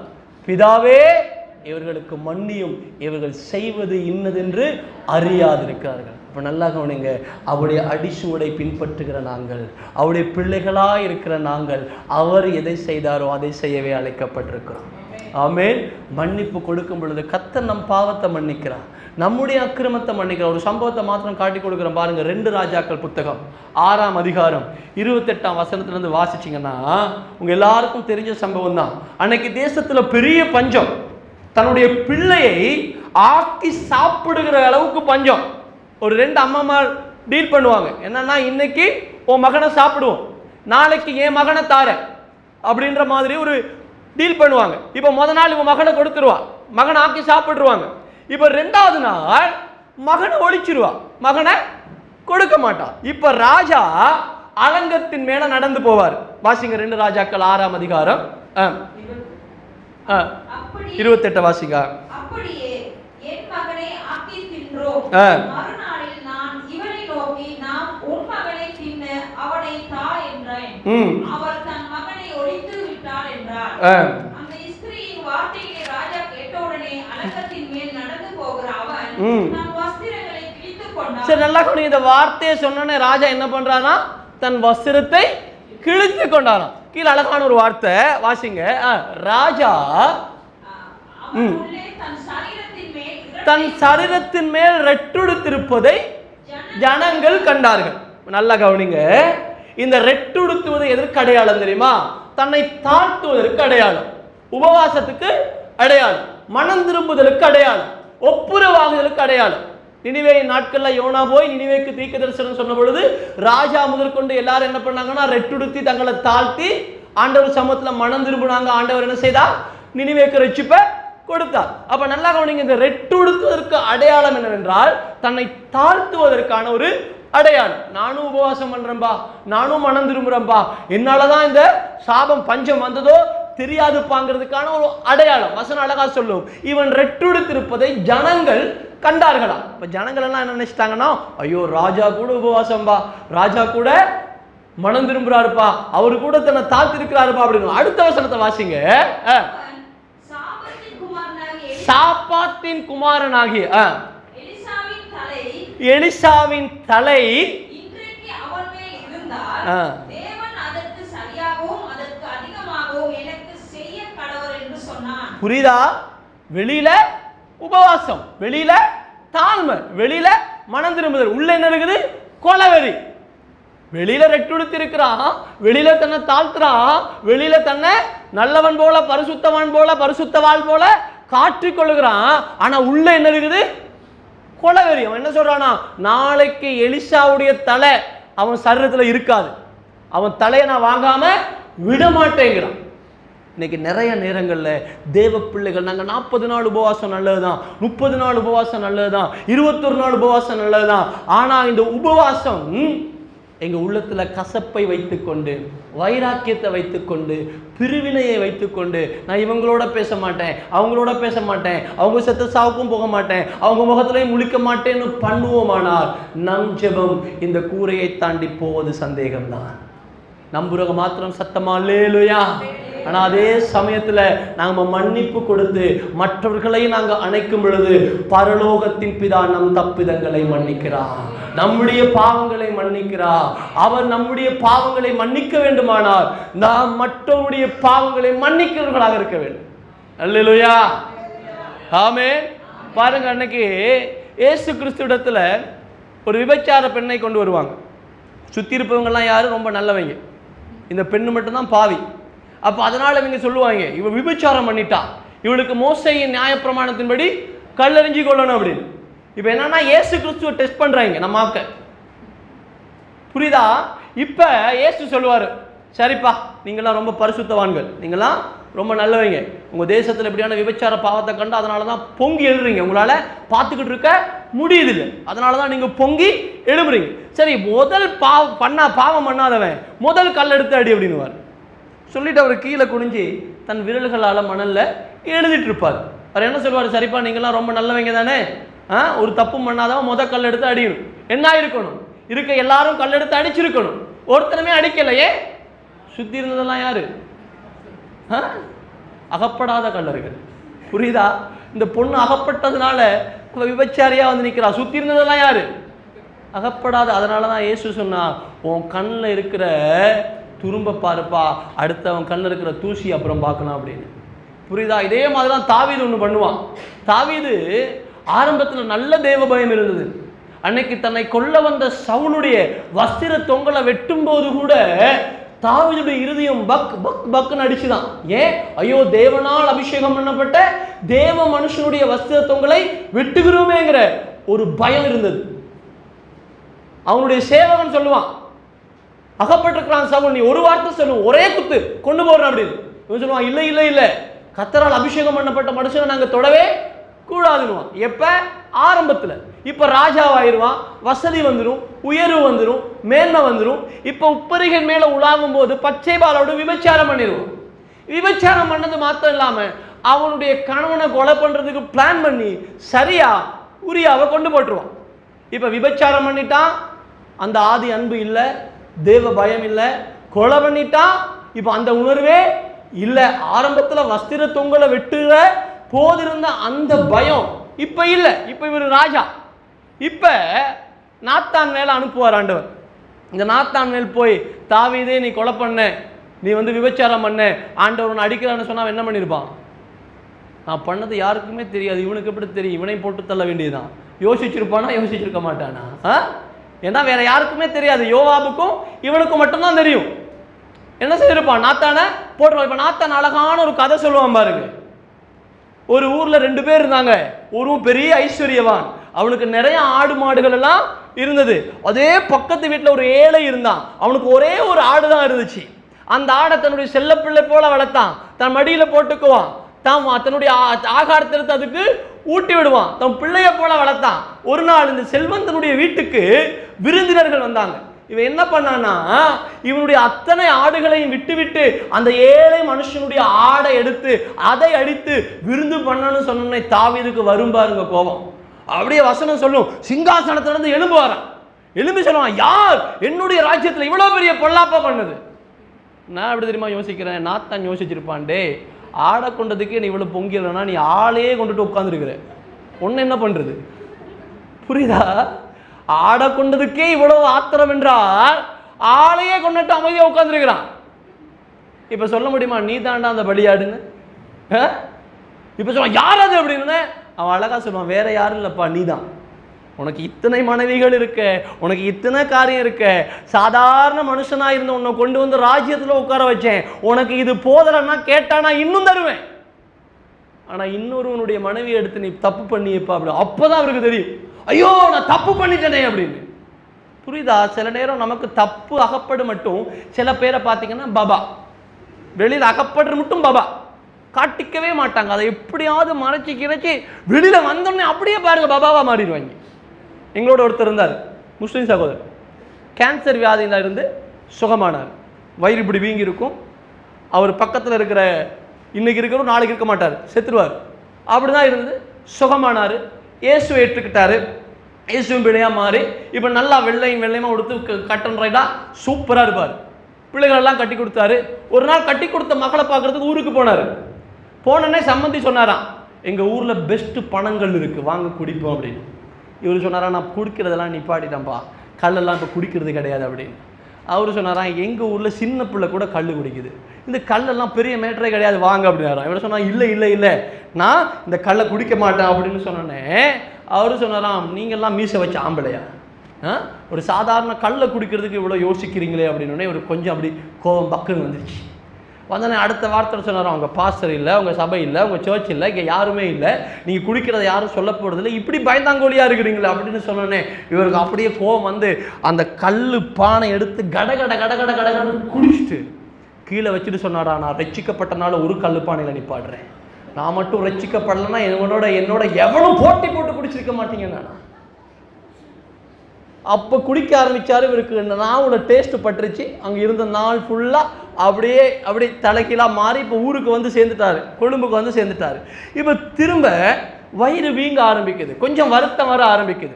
இப்போ இவர் வாரார், வந்து ஜோமனை வாரார், பிரதர் வயிறு வலிக்குது, உன்ன மாதிரி சாப்பிட முடியுதில்ல, சாப்பிட்டா வயிறு எரியுது, கொஞ்சம் உரப்புப்பட்டா கூட ரொம்ப வயிறு எரிச்சல் மாதிரி தெரியுது, பயமாக இருக்குது, ஆரம்பத்தில் எனக்கு வியாதி வரும் பொழுது இப்படி தான் இருந்தது அப்படின்னு சொல்லும்போது இப்போ நமக்கு ஒன்றும் தெரியாதுல்ல என்ன நடந்துச்சுன்னு. சரி ஜோமனும் அப்படின்னு சொல்லும்போது அடுத்த வார்த்தை சொன்னார், இல்லை பிரதர், நான் ஊருக்கு போனேன், அங்கே போய் கல் குடித்தேன், கல் குடிச்சதுலேருந்து தான் இப்படி ஆச்சு அப்படின்னாரு. அது மட்டும் நல்லந்தான். ஆனால் அதுக்கப்புறம் ஒரு வார்த்தை சொன்னார் பாருங்க, ஏன் பிரதர் கல் குடிக்கிறது பாவமா அப்படின்னாரு. புரியுதா? கல்லை குடிக்கிறது பாவமா. அவங்க மனைவி பக்கத்தில் சொன்னாங்க, பிரதர் கல்லு கோப்பை கணக்கில் குடிக்கல, பானை கணக்கில் குடிச்சிட்டு வந்திருக்கிறாரு, இங்கே வந்து பாபா மாதிரி நடிக்கிறாரு. புரியுதா? சில நேரங்களில் நம்முடைய வாழ்க்கையில் நம்முடைய தவறுகள் நமக்கு தெரியாது, நம்முடைய கண்ணில் இருக்கிற தூசு துரும்பு நமக்கு தெரியாது, ஆனால் உடனே பக்கத்தில் இருக்கிறவனுடைய தூசு துரும்பு நமக்கு நல்லா தெரியும். நாங்கள் நம்ம பார்க்க மாட்டோம். பைபிள் ஒரு அழகான வார்த்தை உண்டு, யாக்கோபு 1:23 சொல்லுது, இந்த வேதம் கண்ணாடியை போல இருக்குதான். இந்த வேதத்துக்கு ஒரு பெயர் உண்டு, இந்த வேதம் கண்ணாடியை போல இருக்குது. இந்த கண்ணாடிக்கு முன்னாடி ஒவ்வொரு நாளும் நீங்கள் கற்றுக்கொண்டீங்கன்னா உங்கள் முகத்தை எப்படி அழகாக இருக்கோ அதே போல் உங்கள் அகமும் அழகாக இருக்கும். நம்புறவங்க மாத்தின சத்தமா அல்லேலூயா. யாரெல்லாம் இந்த வேதம் என்கிற கண்ணாடிக்கு முன்னாடி தன்னை நிறுத்தி ஒவ்வொரு நாளும் அழகு பார்க்கிறார்களோ அவங்களுடைய வாழ்க்கையில் அசிங்கத்தை பார்க்கவே முடியாது. ஏன்னா இந்த வேத கண்ணாடிக்கு ஒரு நல்ல சுபாவம் உண்டு தெரியுமா? கருப்பை கருப்பாக காட்டும், வெள்ளையை வெள்ளையாக காட்டும், கட்டையை கட்டையாக காட்டும், நெட்டையை நெட்டையாக காட்டும், மாற்றி காட்டாது. இதுதான் கண்ணாடி. அதே போல தான் இந்த வேதம். நமக்குள்ள பாவம் இருக்குமானால் பாவத்தை பாவமாக காட்டும், பரிசுத்தம் இருக்குமானால் பரிசுத்தத்தை பரிசுத்தமாக காட்டும், பலவீனம் இருக்குமானால் பலவீனத்தை பலனாய் காட்டும். இது நம் பாதைக்கு தீபமும் நம் கால்களுக்கு வெளிச்சமுமாக இருக்கு. அல்லேலூயா. இந்த வேதம் என்கிற கண்ணாடிக்கு முன்பாக நாங்கள் நிற்கும் பொழுது நம்முடைய சுபாவம் மாற ஆரம்பிக்கும், நம்முடைய சிந்தை மாற ஆரம்பிக்கும். ஆமென். சரி, அடுத்ததா வேகமா போகலாம். எப்படிப்பட்ட சபை, எப்படிப்பட்ட குடும்பம், எப்படிப்பட்ட மனிதன் வளருவார் என்றால் தரிசனம் உள்ள சபை வளரும். ஆமென். தரிசனம் உள்ள சபை வளரும். நமக்கு ஒரு தரிசனம் உண்டு. இந்த சபைக்கு கர்த்தர் ஒரு தரிசனத்தை கொடுத்திருக்கிறார். இந்த சபை பாஸ்டருக்கு ஒரு தரிசனத்தை கொடுத்திருக்கிறார், போதகருக்கு ஒரு தரிசனத்தை கொடுத்திருக்கிறார். அந்த தரிசனத்துக்காக தான் கர்த்தர் நம்மை இணைத்திருக்கிறார். ஆமென். இந்த தரிசனத்தோடு சேர்ந்து இணைந்து ஓடதான் கர்த்தர் நம்மளை இந்த இடத்துல கொண்டு வந்திருக்கிறார். உங்க ஊர்ல ஆடு குட்டி போடுமா, மேய்ப்பன் குட்டி போடுவாரா? ஆடு குட்டி போடுமா, மேய்ப்பன் குட்டி போடுவாரா? எனக்கு தெரியும் மேய்ப்பன் குட்டி போட மாட்டார், ஆடுதான் குட்டி போடும். அப்ப சபைக்கு ஆத்துமாக்களை கொண்டு வர வேண்டிய பொறுப்பு யாருடைய? சபையை நிரப்ப வேண்டிய பொறுப்பு யாரு? பாருங்க, ஒரே ஒரு அம்மாவுக்கு தான் விசுவாசம் இருக்கு, எங்களுடையது. எத்தனை பேர் சொல்றீங்க, எனக்கு ஒரு தரிசனம் கொடுக்கப்பட்டிருக்கிறது, என் சபைக்கு ஒரு தரிசனம் கொடுக்கப்பட்டிருக்கிறது, என்னுடைய ஊழியக்காரருக்கு ஒரு தரிசனம் கொடுக்கப்பட்டிருக்கிறது, அது என்னுடைய தரிசனம். ஆமென். தரிசனம் இல்லாத இடத்துல ஜனங்கள் சீர்கெட்டு போவாங்களாம். ஆபகுக்கு 2:3 சொல்லுது, குறித்த காலத்துக்கு தரிசனம் வைக்கப்பட்டிருக்கிறது. இந்த சபையை குறித்த ஒரு தரிசனம் உண்டு. இந்த சபையை கர்த்தர் ஆரம்பிக்கும் பொழுது, இதை கற்பத்திலிருந்து வெளியில கொண்டு வரும் பொழுது ஒரு நோக்கத்துக்காக இந்த சபையை கொண்டு வந்திருக்கிறார். ஒரு தரிசனத்தோட இந்த இடத்துல கர்த்தர் இந்த சபையை நிர்வகிக்கிறார். இந்த தரிசனத்துக்கு நாங்கள்லாம் தோள் கொடுப்போம் என்று நம்பி நம்மை உண்மையுள்ளவர்கள் என்று இந்த இடத்துல உட்கார வைத்திருக்கிறார். ஆமென். நம்ம பொறுப்பு ஆத்துமாக்களை அறுவடை செய்வது. புரியுதா? மோசேக்கு ஆண்டவர் ஒரு தரிசனம் கொடுப்பார். அந்த தரிசனத்தை வந்து மக்களிடத்தில் அவர் சொல்லுவார். மக்கள் அதுக்கு ஒருமனப்படுவாங்க, காரியங்கள் மாறுதலாய் முடியும். அந்த காரியம் ஆசீர்வதிக்கப்படும். அப்ப அதே போல இந்த சபைக்கு ஒரு தரிசனத்தை கொடுக்கும் பொழுது, இந்த சபைக்கு ஒரு காரியத்தை கொடுக்கும் பொழுது நாங்க எல்லாரும் ஒருமனப்படணும். அதுக்காக அந்த நல்ல வேலைக்காக நாங்க கைகோர்க்கணும். வசனம் அழகா சொல்லும், அன்றைக்கு தாவீதை ராஜாவாக்குவதற்கு தாவீதோடு இருந்த எல்லாரும் அந்த தரிசனத்துக்கு இணைந்திருந்தார்களா, அந்த தரிசனத்துக்கு தோள் கொடுத்தார்களா? இன்னைக்கு தேசம் அழிந்து கொண்டிருக்கிறது, ஜனங்கள் அழிந்து கொண்டிருக்கிறார்கள், ஆத்துமாக்கள் அழிந்து கொண்டிருக்கிறார்கள். நீங்களும் நானும் என்ன செய்து கொண்டிருக்கிறோம்? ஆண்டவர் கொடுத்த இந்த பரிம தரிசனத்துக்கு நீங்களும் நானும் கீழ்ப்படியாவிட்டால், ஏசாயா 6:8 சொல்லுகிறது, யாரை நான் அனுப்புவேன், யார் என் காரியமாய் போவார்கள்? ஆண்டவர் எங்களை நம்பி இந்த சபையை கொடுத்திருக்கிறார், இந்த சபைக்கு தரிசனத்தை கொடுத்திருக்கிறார். எத்தனை பேர் இந்த தரிசனத்துக்காக ஜெபிக்கிறீங்க? எத்தனை பேர் இந்த தரிசனத்தோட இணைகிறீங்க? எத்தனை பேர் இந்த தரிசனத்துக்காக தோள் கொடுக்குறீங்க? வில்லியம் கேரி சொல்றார், உங்களால் கீழே இறங்க முடியலையா? நான் கீழே இறங்குறேன்ப்பா, நான் பாதாள ஆற்றுக்குள்ளே இறங்குறேன், அந்த கிணற்றுக்குள்ளே இறங்குறேன், அதுக்குள்ளே இருக்கிறவர்களை நான் தூக்கி எடுத்துட்டு வரேன், கைத்தை மட்டும் பிடிச்சிக்கோங்க. இன்னைக்கு நீங்களும் நானும் அப்படிப்பட்டவர்களாக மாற வேண்டும், அப்படிப்பட்டவர்களாக மாற வேண்டும். நமக்கு ஒரு தரிசனம் உண்டு. மத்தேயு 10:31-32 சொல்லுகிறது, பூமியில யார் என்னை அறிக்கை பண்ணுகிறார்களோ அவர்களை பரலோகத்தில் பிதாவுக்கு முன்பதாக நான் அறிக்கை பண்ணுவேன். 33ஆம் வசனம் சொல்லுது, யாரெல்லாம் என்ன ரிஜெக்ட் பண்றாங்களோ நானும் அவர்களை பரலோகத்தில் பிதாவுக்கு முன்பாக ரிஜெக்ட் பண்ணுவேன். இன்னைக்கு சபையுடைய பெரிய சாபக்கேடான காரியம் என்ன தெரியுமா? ஐபிஎல்ல பேசுவோம், பெட்டி கடலை வெட்டியா உட்காந்துட்டு அமெரிக்காவில் இருக்கிற ட்ரம்ப்புக்கு அரசியல் பண்ண தெரியாது நீங்க உட்காந்து பேசுவோம், சினிமாவை பேசுவோம், சீரியலை பேசுவோம், இயேசுவை மட்டும் பேசுறதுக்கு வெட்கப்படுவோம். புரியுதா? இன்னைக்கு கிறிஸ்தவத்தின் சாபக்கேடு எங்க இருக்குது? இன்னைக்கு இயேசுவை சொல்ல வெட்கம், இயேசு பத்தி பேச வெட்கம், இன்னைக்கு சாட்சியாய் நாங்க நிக்க வெட்கப்படுறோம்.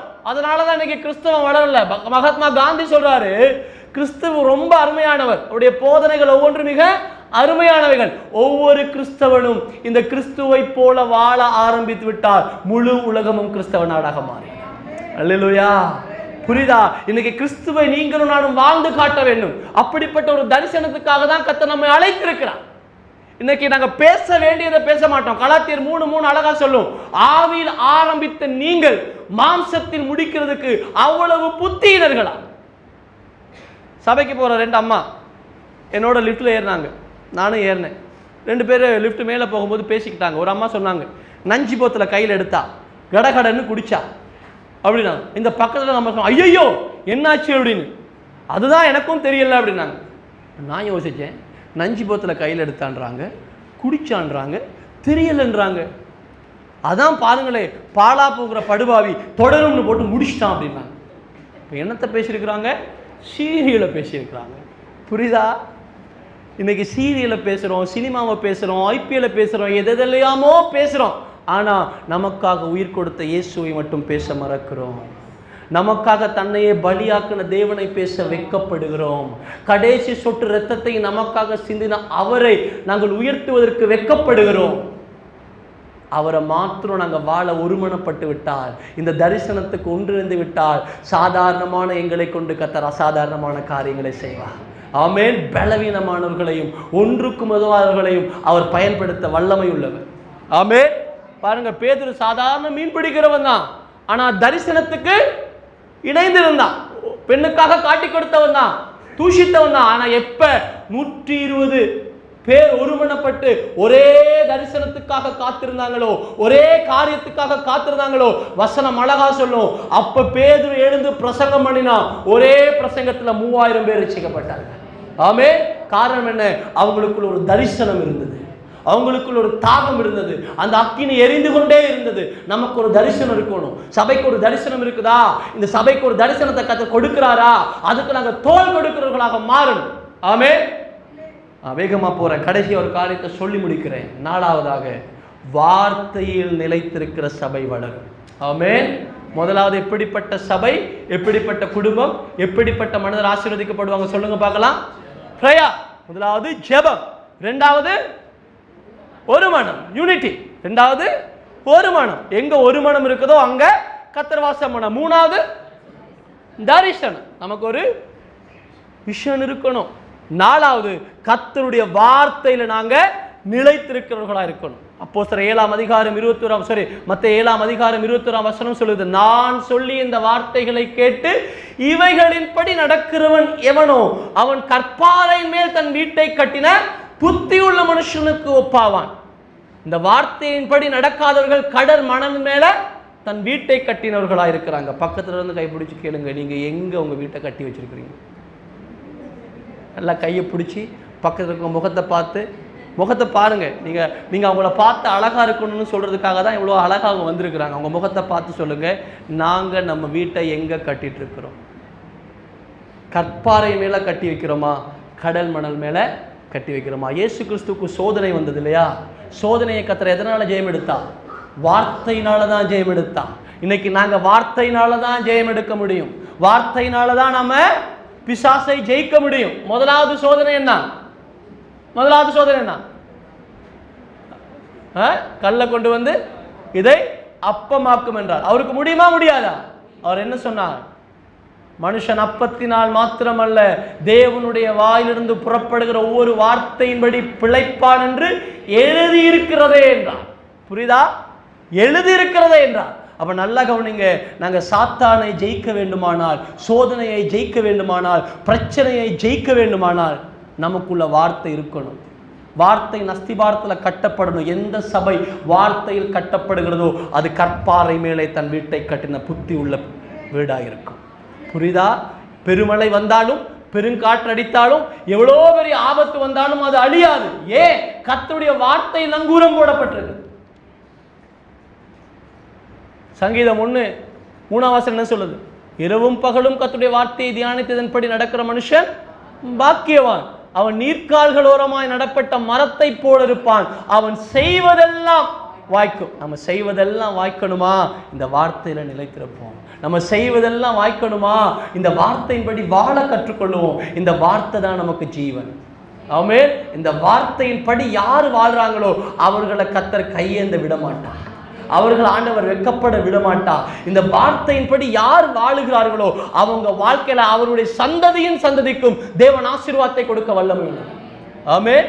தாவீது கர்த்தருடைய வார்த்தைக்கு சார்ந்து வாழ்ந்ததுனால அவன் சந்ததி மேல தேவ கிருபை இருந்தது. புரியுதா? இன்னைக்கு நம்ம தேவனுடைய வார்த்தையை நம்பி வாழணும். என்னுடைய நேரம் முடிஞ்சிருச்சு. ஒரே ஒரு சாட்சியை மாத்திரம் சொல்லி நான் முடிக்க போறேன். இன்னைக்கும் நாங்கள் ஏன் நிலைத்திருக்கிறோம் என்றால் கர்த்தருடைய வார்த்தை நம்மை பற்றி பிடித்ததுனால. 2018ஆம் ஆண்டு என்னுடைய 2வது மகன் கிடைத்த பொழுது என்னுடைய மனைவிக்கு ஏனியா ஆப்ரேஷன் பண்ணணுன்னாங்க. ஏனியா ஆப்ரேஷன் சொல்லி தான் பண்ணது. ஆனால் அந்த ஏனியா ஆப்ரேஷன் மிஸ்டேக் ஆனதுனால, இன்ஃபெக்ஷன் ஆனதுனால 6 மாதத்துக்கு பிறகு தொடர்ந்து ஜுரம் வர ஆரம்பிக்கும். ஒவ்வொரு நாளும் இரவில் ஜுரம் அடிக்கும். ஒரு நாள் கடுமையான வயிற்று வலி. டிசம்பர் மாதம் 12ஆம் தேதி நாங்கள் போய் வைத்தியரை பார்க்கும் பொழுது வைத்தியர் சொல்கிறாரு, அவங்க வயிற்றில் இவ்வளோ பெரிய ஒரு கட்டி இருக்குது. 12 சென்டிமீட்டர் நீளமும் 9 சென்டிமீட்டர் அகலமும் ஒரு கட்டி இருக்குது. இந்த கட்டியை என்ன கட்டின்னு தெரியாது. உடனே நீங்கள் ஸ்கேன் பண்ணி இந்த கட்டியை ஆப்ரேஷன் பண்ணணும் அப்படின்னா. ஆகையால் அன்னைக்கு எங்களுடைய திருமண நாளாக இருந்தது. சரியாக நாங்கள் இரவு 12 மணிக்கு வைத்தியசாலைக்கு போய் டாக்டரை பார்க்கும் பொழுது இந்த அதிர்ச்சியான செய்தி எங்கள் காதுக்கு வருது. நானும் என் மனைவி ஆண்டவரை பார்த்து சொன்ன, ஆண்டவரே, உம்மிடத்தில் கேள்வி கேட்பதற்கு நாங்கள் தகுதியானவர்கள் அல்ல. ஏதோ ஒரு காரியத்துக்காக இந்த நீங்கள் அனுமதிச்சிருக்கிறீங்க, இதை நீங்கள் மாற்றுவீங்க. வைத்தியசாலைக்கு போனோம். அந்த கட்டியை அகற்றினார்கள். அகற்றி ஆப்ரேஷன் பண்ணாங்க. ஆப்ரேஷன் பண்ணி திரும்ப ஒரு கிழமையில் திரும்ப அந்த கட்டி உருவாக ஆரம்பித்தது. அதுக்கு பிறகு 3 ஆப்ரேஷன் பண்ணாங்க. 3 ஆப்ரேஷனும் சக்ஸஸ் ஆகலை. ஆன்டிபயோட்டிக் கொடுத்தாங்க, டேப்லெட் கொடுத்து பார்த்தாங்க. என்னென்ன காரியங்கள் பண்ண முடியுமோ எல்லா காரியங்களையும் பண்ணி பார்த்தோம். கடைசியாக இந்த இடத்துல ஒரு ஹோலை போட்டு, ஒரு ட்ரெயினை போட்டு அதிலிருந்து ஒரு லிக்விட் மாதிரி ஒரு ஸ்தலம் வர ஆரம்பிக்கும். அது வர வர வர வர ரொம்ப பலவீனமாக ஆரம்பித்தாங்க. சரீரம் இப்படி போக ஆரம்பிச்சுட்டு ஒரு பிளாஸ்டிக் கப்பை கூட தூக்குறதுக்கு பலன் இல்லாமல் போயிடுச்சு. அந்தளவுக்கு சரீரம் முழுவதும் பலவீனமானது. கிட்டத்தட்ட நான் சுருக்கமாக சொல்கிறேன், 1.5 வருஷ போராட்டம். இந்த போராட்டத்துக்குள்ளே நாங்கள் கடந்து போனோம். டாக்டர் சொன்னாங்க, அந்த மெஸ்ஸை ஆப்ரேட் பண்ணி வெளியில் ரிமூவ் பண்ணி எடுக்கணும். எடுத்தால் தான் இந்த பிரச்சனை தீரும். ஆனால் ஆப்ரேஷன் பண்ணி எடுக்கிறது அவ்வளோ லேசான காரியம் இல்லை. ஏன்னா ஓப்பன் சர்ஜரி பண்ணணும். ஓப்பன் பண்ணும் பொழுது இந்த மெஸ் வந்து ஸ்க்ரூ ஆணினால தான் பூட்டப்பட்டிருக்கும். அதை ரிமூவ் பண்ணி எடுக்கும் பொழுது குடல் அது வந்து கிழிக்கலாம், புண்ணாக்கலாம், காயப்படுத்தலாம். அது இன்னும் உங்களை ரிஸ்க் ஆக்கும். சில நேரம் அவங்க வந்து ஐசியூலேருந்து எப்போ ரிக்கவரி ஆகுவாங்கன்னு தெரியாது. அது ஒரு பக்கம். ரெண்டாவது, இந்த இன்ஃபெக்ஷன் உள்ளே இருக்கும் பொழுது நாங்கள் ஓப்பன் பண்ணால் அது லிவருக்கு, கிட்னிக்கு, லங்ஸுக்கு பரவ ஆரம்பிக்கும், உயிர் சேதம் உண்டாகும். அதனால் உங்களுக்கு ஆப்ரேஷன் பண்ணுவது ரொம்ப முடியாத ஒரு சூழ்நிலை. சின்ன வயது மகன் இருக்கிறான்னு சொல்கிறீங்க, நீங்கள் இருக்கிற மட்டும் இவங்களை சந்தோஷமாக வாழ வச்சுக்கோங்க அப்படிங்கிற ஒரு ஆப்ஷனை கொடுத்து எங்களை அனுப்பிட்டாங்க. இப்போ நாளுக்கு நாள் பலவீனமாயிட்டுருக்குறாங்க. ஒரு பக்கம் நான் மனைவியை பார்க்கணும், குடும்பத்தை பார்க்கணும், சபையை பார்க்கணும், எல்லா காரியங்களையும் பார்க்கணும். இரவெல்லாம் மகன் தாய் நினைத்து அழுவான். தாய்ப்பால் குடிச்சு கொண்டிருந்த நாட்கள் அது. மனைவி வைத்தியசாலையில் கிழமை கணக்கில் அட்மிட் ஆகியிருப்பாங்க, மாத கணக்கில் அட்மிட் ஆகியிருப்பாங்க. அப்போ ஒரு காலம் இருந்தது, தூக்கம் இருந்தது, ஆனால் தூங்க நேரம் இல்லாதபடி ஓட ஆரம்பித்தேன். இப்போ மகன் ஒரு அளவு செட்டில் ஆகிட்டான், அம்மா இல்லாமல் தூங்க கற்றுக்கொண்டான். ஆனால் எனக்கு இப்போ தூங்க முடியலை. ஒரு விதமான ஸ்ட்ரெஸ், ஒரு விதமான டிப்ரெஷன். என்னுடைய சரீரம் கிட்டத்தட்ட 10 கிலோவுக்கு மேலாக குறைய ஆரம்பித்தது. நான் சில நேரம் மூச்சு திணறல் உண்டாகி என்னை கொண்டு போய் ஹாஸ்பிட்டலில் வைப்பாங்க. நான் நினச்சிருவேன் இது முடிச்சு, என்னால் மூச்சு. ஏன்னா ஒரு மனுஷன் சாதாரணமாக ஒரு 4 நாள் தூங்கலைன்னா அவனால் வாழவே முடியாது. அந்த கொடுமையை அனுபவித்திருக்கிறேன். பல இடங்களில் சைக்காட்ரிஸ்ட் டாக்டரை பார்த்து மருந்து குடிக்கிற லெவலுக்கு என்னுடைய சரீரம் பலவீனமானது. ஒரு 10 நிமிஷம் தூக்கத்துக்காக ஏங்கின நாட்கள் உண்டு, 5 நிமிஷம் தூக்கத்துக்காக ஏங்கின நாட்கள் உண்டு. தூங்கவே முடியாது. சில நேரம் பசி இருக்காது, தூக்கம் இருக்காது, உணர்வு இருக்காது, நம்மளை சுற்றி என்ன நடக்குதுன்னே நமக்கு தெரியாது. இப்படிப்பட்ட ஒரு பாதையில் போய் கொண்டு வந்தோம். நான் ஹாஸ்பிட்டலேருந்து வரும் பொழுது மனைவி அட்மிட் ஆவாங்க. இப்படி தான் போனோம். ஆனால் ஒன்று நமக்குள்ள ஒரு தீர்மானம் இருந்தது, கர்த்தரை கேள்வி கேட்பதற்கு நாங்கள் தகுதியானவர்கள் அல்ல. கர்த்தருடைய வார்த்தை எங்களுக்குள்ளே இருந்ததுனால ஒரு நம்பிக்கை இருந்தது. யோபு சொன்னது போல, எங்களை கொன்று போட்டாலும் உங்கள் மேலே நம்பிக்கையாக இருப்போம். இன்னொரு பக்கம் சபையில் அற்புதங்கள் நடக்க ஆரம்பிக்கும். சபையில் கேன்சர் சுகமாகுவாங்க. அந்த நாட்கள்லேயே 2 கேன்சர் வியாதிகள், கர்ப்பப்பையில் இருக்கிற ஒரு சகோதரிய கேன்சர் சுகமானது, தொண்டையில் இருக்கிற அவர்கள் இன்றும் ஜீவனோடு இருக்கிறார்கள், சுகமானது. ரொம்ப சந்தோஷமாக இருக்கும். ஆனால் வீட்டுக்கு போகும் பொழுது மனைவி வாழ்வா சாவான்னு தெரியாத நிலைமையில் கட்டிலில் ஒரு சின்ன இடத்துல சுருண்டு படுத்து கிடப்பாங்க. மரண போராட்டம். என்ன செய்யறது ஏது செய்யறதுன்னு தெரியாத ஒரு சூழ்நிலையில் ஒரு ஊழியக்காரர் நம்ம வீட்டுக்கு வந்தார், இந்தியாவிலிருந்து. அவர் என்னுடைய நண்பர் கிடையாது, என் நண்பருடைய நண்பர். அவர் வீட்டில் இவரை தங்க வைக்க இடம் இல்லாதனால என் வீட்டில் ஒரு 3 நாள் தங்க வைக்கிறது கேட்டாங்க. நான் அவரை ஏற்றுக்கொண்டேன். அவர் இந்தியாவில் சிஎன்சி கிறிஸ்டியன் மெடிக்கல் காலேஜுங்கிற ஒரு ஹாஸ்பிட்டலில் உள்நேர ஊழியராக அங்கே வேலை செய்து விலகி கர்த்தருடைய ஊழியத்துக்கு வந்தவர். அவர் மனைவியை பார்த்தாரு, நிலைமையை பார்த்தாரு. அவர் சொன்னார், நீங்கள் இந்த ஹாஸ்பிட்டல் போனீங்கன்னா கட்டாயம் சூப்பராக அவங்க பண்ணுவாங்க, நீங்கள் வாங்க அப்படின்னு. ஆனால் எங்களுக்கு நம்பிக்கை இல்லை. ஏன்னா இங்கேயே நாங்கள் பல லட்சங்களை செலவு பண்ணிட்டோம், 1.5 வருஷம் போராடிட்டோம், எல்லாம் பண்ணி பார்த்துட்டோம். ஆனால் அங்கே நமக்கு யாரையும் தெரியாது, என்ன பண்ண போகிறோன்னு தெரியாது, நம்பிக்கை இல்லை. ஆனால் அவரும் விடுற மாதிரி இல்லை. அவர் சொன்னார், நீங்கள் மகனை பார்த்துக்கோங்க, ஊழியத்தை பார்த்துக்கோங்க, சகோதரி அனுப்புங்க, அவங்க அம்மாவோட அனுப்பி வைங்க, கொஞ்சம் இந்தியன் மணி ஒரு 65,000 ரூபாய் காசு இருந்தால் போதும், அவங்க ஆப்ரேஷன் பண்ணிடுவாங்க, நீங்கள் பயப்படாதீங்க அப்படின்னு. நான் சொன்னேன், இல்லை, இந்த ஆப்ரேஷன் பண்ணுன்னு சொன்னால் ஓப்பன் சர்ஜரி பண்ணால் உயிராபத்து வரும்னு நீங்கள் சொல்லியிருக்கிறாங்க. அப்போ கடைசி அவங்க என்ன சொல்லிட்டாங்கன்னா, இந்த ட்ரைன் போட்டு வச்சுருந்தாங்கல்ல, அந்த லிக்விட் கொஞ்சம் கொஞ்சமாக கேன்சருக்கு எஃபெக்ட் ஆகுதுன்னு சொல்லிட்டாங்க. இப்போ இப்படி பார்த்தாலும் மரணம் தான், அப்படி பார்த்தாலும் மரணம் தான். இப்போ இவரும் நம்மளை விடுற மாதிரி இல்லை, போயும் அழுத்திக்கிட்டே இருக்கிறாரு, நீங்கள் வாங்க, இங்கே பண்ணுவாங்க, நீங்கள் வாங்க அப்படின்னு.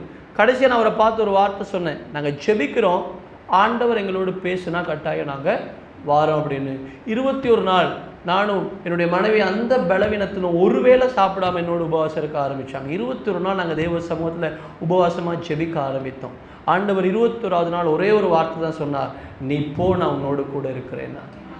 இந்த வார்த்தையை நம்பி விசுவாசத்தில் நான் 3 கிழமை டிக்கெட் போடுறேன். டிக்கெட் போட்டு என்னுடைய மகனை, என்னுடைய மனைவியுடைய தாயார்கிட்ட செட்டில் பண்ணிட்டு, என்னுடைய குடும்பத்தை பிள்ளைகளை செட்டில் பண்ணிவிட்டு, சர்ச்சை ஒரு சில ஊழியக்காரர்கிட்ட செட்டில் பண்ணிவிட்டு, விசுவாசத்தில் நாங்கள் டிக்கெட் போட்டு அங்கே போகிறோம். அங்கே போய் பார்த்தா அப்போ தான் சிஎன்சிங்கிற அந்த ஹாஸ்பிட்டலே பார்க்குறோம். அது பெரிய கடல் மாதிரி ஒரு ஹாஸ்பிட்டல். ஒரு நாளைக்கு லட்சக்கணக்கான ஜனங்கள் அங்கே அவுட் பேஷண்ட் வராங்க ட்ரீட்மெண்ட் பண்ணுறதுக்காக. பல நாடுகளிலிருந்து வராங்க. அங்கே போய் பார்த்தோன்னே இவர் அங்கே இருந்து விலகினதுனால இவருக்கு பெரிய இன்ஃப்ளூன்ஸ் கிடையாது. போகிற இடமெல்லாம் நீங்கள் அங்கே சந்திங்க இங்கே சந்திங்க, போய் நீங்கள் 5000 ரெஜிஸ்டர் பண்ணிவிட்டு வாங்க, போலீஸ் ஸ்டேஷனில் போய் ரெஜிஸ்டர் பண்ணிவிட்டு வாங்க, அதுக்கப்புறம் தான் டாக்டரை பார்க்கலாம். டாக்டரை பார்க்குறதுக்கே நீங்கள் 28 நாள் வெயிட் பண்ணணும், லிஸ்ட்டில் இருக்கணும், டாக்டர் இல்லை அவர் ரொம்ப பிஸியாக இருக்கிறாரு. இப்படி தான் வந்துகிட்டே இருக்குது. ஒரு கட்டம் நமக்கு இதுவும் சக்ஸஸ் ஆகாது, நம்ம இவருக்கும் பாரமாக இருக்கிறோம், அவருக்கும் அவ்வளோ பெரிய அவரும் ஊழியத்தை பார்க்கணும், அவருடைய மனைவியும் பலவீனமானவர்கள், நம்மளை வச்சு அவரும் ரொம்ப கஷ்டப்பட்டு இருக்கிறாரு அப்படின்னு சொல்லி நாங்கள் ஒரு தீர்மானத்துக்கு வந்தோம். இல்லை, நம்ம நாட்டுக்கே போயிடலாம், நமக்கு இந்த ஆப்ரேஷன் வேணாம், இங்கே நமக்கு பல நாட்கள் இருக்க முடியாது அப்படின்ற ஒரு தீர்மானத்துக்கு வரும்பொழுது நான் வெளியில் வரேன். அந்த சிஎம்சி ஹாஸ்பிட்டலுக்கு மேலே கர்த்தர் எனக்கு என்ன வார்த்தை கொடுத்தாரோ அந்த வார்த்தை அதில் எழுதியிருக்குது, நான் உன்னோடு கூட இருக்கிறேன் அப்படின்னு. அந்த வார்த்தை கர்த்தரே ஒரு கன்ஃபர்மேஷன் கொடுத்த மாதிரி இருந்தது. நாங்கள் போகிறோன்னு சொல்லிட்டோம், அவரும் சரி உங்கள் பாடு அப்படிங்கிற மாதிரி ஒரு லெவலுக்கு வந்துட்டார். அன்றைக்கி நைட்டே நாங்கள் கிளம்பலாம், அங்கே டிக்கெட்டை மாற்றிக்கலாம் அப்படின்னு பேசிட்டு இருக்கிறோம். யாரோ ஒருத்தர் தூதனை போல் வந்தார். அந்த பாஸுடைய பேரை சொன்னார், எங்களை யாருன்னு கேட்டார், அறிமுகப்படுத்தினாங்க. அப்போ ஆரம்பித்தது தேவனுடைய திட்டம். சுருக்கமாக சொல்ல போனால் 14 நாளில் கர்த்தர் ஆப்ரேஷனை மகிமையாக செய்து முடிக்க கிருபை செய்தார். ஆமென். ஆப்ரேஷன் பண்ணும்போது சொல்லியிருந்தாங்க, என்னுடைய மனைவி போய் அட்மிட் ஆகும்போது பக்கத்தில் ஒரு சகோதரி அட்மிட் ஆகியிருந்தாங்க. அவங்க மனைவி கேட்டிருக்கிறாங்க, ஆப்ரேஷனுக்கு எவ்வளோ செலவாச்சு அப்படின்னு. அவங்க சொன்னாங்க, ஏனியா ஆப்ரேஷன் தான், அவங்களுக்கு இந்த மாதிரி பெரிய ரிஸ்க்கான ஆப்ரேஷன் கிடையாது, இந்தியன் மணி கிட்டத்தட்ட 2.5 லட்சம் செலவாயிருக்கு அப்படின்னு சொல்லியிருந்தாங்க. இப்போ என்னுடைய மனைவி இதை கேட்டேன், எனக்கு சொல்கிறேன், இவர் 65,000 ரூபா பணம் எடுத்து வர சொன்னார், நாங்கள் அதுக்கேற்றமா ஆயத்தமாகி வந்திருக்கிறோம், இங்கே இவ்வளோ செலவு சொல்கிறாங்களே அப்படின்னு சொல்லி. இது ஒரு பக்கம். இப்போ என்னுடைய மனைவியை ஆப்ரேஷன் தியேட்டருக்கு கொண்டு போகும் பொழுது நான் அங்கே செப்பல் இருக்குது, கீழே செப்பல் இருக்கும், அந்த செப்பலில் செய்தி கொடுத்துட்ருக்கிறேன். எனக்கு ஒரு செய்தி எழுதி வருது, ஸ்ரீலங்காவில் இருந்த ஜெயப்ரியாவோட வந்தவங்க சீக்கிரமாக வாங்க அப்படின்னு. இப்போ எனக்குள்ள பெரிய போராட்டம். ஏன்னா சொன்னாங்க ஆப்ரேஷன் பண்ணால் உயிராபத்து ஆகும்னாங்க, இவ்வளோ பெரிய பிரச்சனை ஆகும்னாங்க. 6 மணித்தியால் ஆப்ரேஷன் சொல்லி தான் சைன் பண்ணி உள்ள எடுத்தாங்க. 2.5 மணித்தியாலத்தில் வர சொல்கிறாங்க. நான் பிரசங்க பீடத்தில் நிற்கிறேன், இப்படி ஒரு செய்தி எனக்கு எழுதி என்னுடைய கையில் கொடுக்குறாங்க. இப்போ நான் கணவனா என் மனைவி பக்கத்தில் போய் நிற்கணும், ஊழியக்காரனா கர்த்தருடைய வார்த்தையை வைராக்கியமாக பிரசங்கிக்கிறோன்னா பலிப்பீடத்துலையும் நிற்கணும். இப்போ எனக்குள்ள போராட்டம். ஆனால் இன்னொரு பக்கம் பிசாசு சிந்தையில் பேசுகிறான். எப்படி பேசுகிறான்னா, 6 மணித்தியால் ஆப்ரேஷன், நாங்கள் இது உயிராபத்து ஆயிடுச்சா, எதுவும் மரணம் ஆயிடுச்சா? ஏன்னா நாங்கள் போகிறதுக்கு முன்னாடி அதே ஊரில் ஒரு ஊழியக்காரர் சொல்லியிருந்தாரு, பிரதர் நான் ஒரு சொப்பனம் பார்த்தேன், நீங்கள் டெட் பாடியை ஃப்ளைட்டில் கொண்டு போகிறீங்க அப்படின்னு. நீங்கள் இப்படி ஒரு சூழ்நிலைக்குள்ளே போகிறீங்க, எனக்கு சகோதரியை பார்க்கும்போதெல்லாம் அந்த ஞாபகம் தான் வருது, நாங்கள் ஜெபிக்கிறோம், நீங்கள் பயப்படாதீங்க அப்படி. இதெல்லாம் சிந்தைக்குள்ளே ஓடுது. நான் ஆண்டவரை பார்த்து ஒரே ஒரு வார்த்தை சொன்னேன், உங்கள் வேலைக்காக நான் நிற்கிறேன் ஆண்டவரே, என்னை விட என் மனைவி மீது நீர் அதிக கரிசனை உள்ள தகப்பன், நீர் பார்த்துக்கொள்வேன். இந்த ஒரு வார்த்தை சொன்னோன்னே எனக்கு பலனை கற்றுக் கொடுத்தா, ஆவியானவர் பலப்படுத்தினா. 45 நிமிஷம் பேசினேன். இருந்த எல்லாருக்கும் ஜோம் பண்ணிட்டு நான் மேலே போகிற டைமும் சகோதரி கண்ணை திறக்கிற டைமும் ஒன்றா இருந்தது. கர்த்தர் நாமம் மகிமைப்படட்டும். இப்போ 2வது டிக்கெட் வெட்டி வரணும், டிஸ்சார்ஜ் ஆகி வரணும். இப்போ டிஸ்சார்ஜ் சமரியை கொடுக்குறாங்க. கொடுத்துட்டு இப்போ ஒன்றுமே இல்லாமல் போனோம். சில உறவுகளை கர்த்தர் கொடுத்தார், அங்கே இருக்கிற ஊழியக்காரர்களை கொடுத்தார். இப்போ அவங்க காரில் நான் போயிட்டுருக்கிறேன், அவங்களுக்கெல்லாம் ரொம்ப சந்தோஷம். ஆனால் என்னால் முழுமையாக சந்தோஷப்பட முடியலை. ஏன்னா ஃபைனல் பில்லை நான் எப்படி பேஸ் பண்ண போகிறேன்னு எனக்கு தெரியலை. இப்போ நான் எனக்குள்ளே போராடிட்டு இருக்கிறேன். நான் ஆண்டவரை பார்த்து சொன்னேன், ஆண்டவரே உங்கள் வார்த்தையை நம்பி வந்தோம், நீங்கள் வெட்கப்பட விட மாட்டீங்கன்னு எனக்கு தெரியும். இந்த இடத்துல அவங்க பில்லை கொடுக்கும்போது பணம் இல்லைன்னு சொன்னால் அவங்க அடுத்த கேள்வி கேட்பாங்க, பணம் இல்லாமல் ஏன் வந்தீங்கன்னு கேட்பாங்க. உங்கள் ஊழியக்காரனை நீங்கள் வெட்கப்பட விட மாட்டீங்க அப்படின்னு நான் ஜோம் பண்ணிட்டு போகிறேன். ஜோம் பண்ணிட்டு போய் டாக்டரை பார்க்குறேன். அவர் சமரியை கொடுத்தாரு, பிளானை கொடுத்தாரு. இதுதான் பிளான், 6 மந்தில் திரும்ப வரணும், திரும்ப இவங்களுக்கு மெஸ்ஸு வைக்கணும். இந்த மெஸ்ஸை நாங்கள் ரிமூவ் பண்ணிட்டோம், கடவுள் கிருபையில் எல்லாம் ஓகே. ஆனால் திரும்ப ஏனியா ஃபோம் ஆகும், திரும்ப மெஸ்ஸு உங்களுக்கு ஏற்ற ஒரு மெஸ்ஸை வச்சாதான் இது நிற்கும், அப்போ நீங்கள் திரும்ப வரணும் அப்படின்னு சொல்லி எல்லாம் சொல்லிவிட்டு ஓகே சந்தோஷமாக போயிட்டு வாங்க அப்படின்னு. நான் அவரை பார்த்து கேட்டேன், டாக்டர் ஃபைனல் பில் அப்படின்னு. அவரு ஃபைனல் பில்லா அப்படின்னு உங்களுடைய ரிப்போர்ட்டை பார்த்தாரு, இதான் பே பண்ணியாச்சு அப்படின்னாரு. நான் சொன்னேன், நான் பே பண்ணலை அப்படின்னு. திரும்ப போய் சிஸ்டத்தில் பார்த்தாரு, சிஸ்டத்துலையும் பெய்டுன்னு காட்டுது. அப்போ திரும்ப வந்து சொன்னார், ஓகே எல்லாம் பே பண்ணி தான் இருக்குது, நீங்கள் போகலாம் அப்படின்னாரு. நான் சொன்னேன், நான் பே பண்ணவே இல்லை அப்படின்னு. அப்போ எங்கேயோ கால் பண்ணார், கால் பண்ணி என்னமோ கேட்டார். அவங்க ஓகேன்னு சொன்னேன். இல்லை சார் நீங்கள் போகலாம், எல்லாம் பே பண்ணி தான் இருக்கு அப்படின்னு. எனக்கு அடுத்த முறை போக மட்டும் தெரியாது என்னுடைய பில்லை யார் பே பண்ணாங்கன்னு. ஆமென் ஆமென். கர்த்தர் வெட்கப்பட விடவே இல்லை. ஒரு சபைக்கு பிரசங்கம் பண்ண போயிருக்கிறேன். அந்த பிரசங்கம் பண்ண என்னை அழைச்ச ஊழியக்காரருடைய மகன் தான் அவங்களுக்கு சர்ஜரி பண்ணியிருக்கிறார் உள்ள. புரியுதா கர்த்தருடைய திட்டம்? எந்த சபையில் போய் பிரசங்கம் பண்ணணும், அந்த சபையுடைய போதகருடைய மகன் தான் அந்த சர்ஜரி வார்டுக்கு இன்சார்ஜான டாக்டர். ஆமென் ஆமென். இப்போ 6 மாதம் கழித்து போக முடியல, கொரோனா வந்துருச்சு. லன்ஸில் எங்களுக்கு பிரச்சனை இருந்தது. கர்த்தர் கிருபையாக பாதுகாத்தார், ஒன்றுமே நடக்க விடலை. ஆனால் கட்டி வர வர வர வர பெருசாகிடுச்சு. இப்போ அது உணவு குழாயை மூடுற லெவலுக்கு வந்துருச்சு. இப்போ நமக்கு போக முடியாது, நம்முடைய பணம் பெறுமதி இல்லை. இங்கே ஆர்ப்பாட்டம் ஆரம்பிச்சிருச்சு. 2022ஆம் ஆண்டு இங்கே பெரிய ஒரு ஆர்ப்பாட்டம் ஆரம்பிச்சு, நம்ம பணம் வீக்கமாயிருச்சு, போகவே முடியாது. ஆனால் நாங்கள் ஜெபம் பண்ணிட்டு இருக்கிறோம், கர்த்தர் கிருபையாக பாதுகாத்துருக்கிறார். பார்க்குறவங்கலாம் சொல்லுவாங்க இது கிருபையின் கட்டி அப்படின்னு. அது வலிக்காது, ஒன்றும் பண்ணாது. ஆனால் பார்க்குறதுக்கு இவ்வளோ பெருசாக இருக்கும். கிட்டத்தட்ட 2.5 வருஷம் அந்த பாதையில் அப்படியே போனோம். ஆனால் அது ஒன்றுமே பண்ணலை.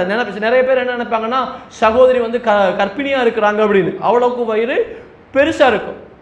இப்போ 2022ஆம் ஆண்டு முடிஞ்சு 2023 நாங்கள் குடும்பமாக உட்காந்து ஜெபம் பண்ணுறோம். ஆண்டவர் சொல்கிறாரு இப்போ நீங்கள் திரும்ப போங்க அப்படின்னு. ஆனால் சுத்தமாக ஒன்றுமே நம்ம கையில் பணம் கிடையாது. இப்போ நம்ம விசுவாசத்தில் ஓடி பழகிட்டோம். இப்போ நான் சபையில் சொல்கிறேன், ஆண்டவர் சொல்கிறாரு போ சொல்லி நான் போகிறேன், ஜெபம் பண்ணிக்கோங்க அப்படின்னு சொல்லி முடிச்சுட்டேன். எனக்கு அடுத்த கால் வருது. ஒரு குடும்பத்துக்காக ஜெபம் பண்ணியிருந்தோம். அவங்க ஃப்ரான்ஸ் போகிறதுக்காக காசு கட்டியிருந்தாங்க. அது நமக்கு தெரியாது.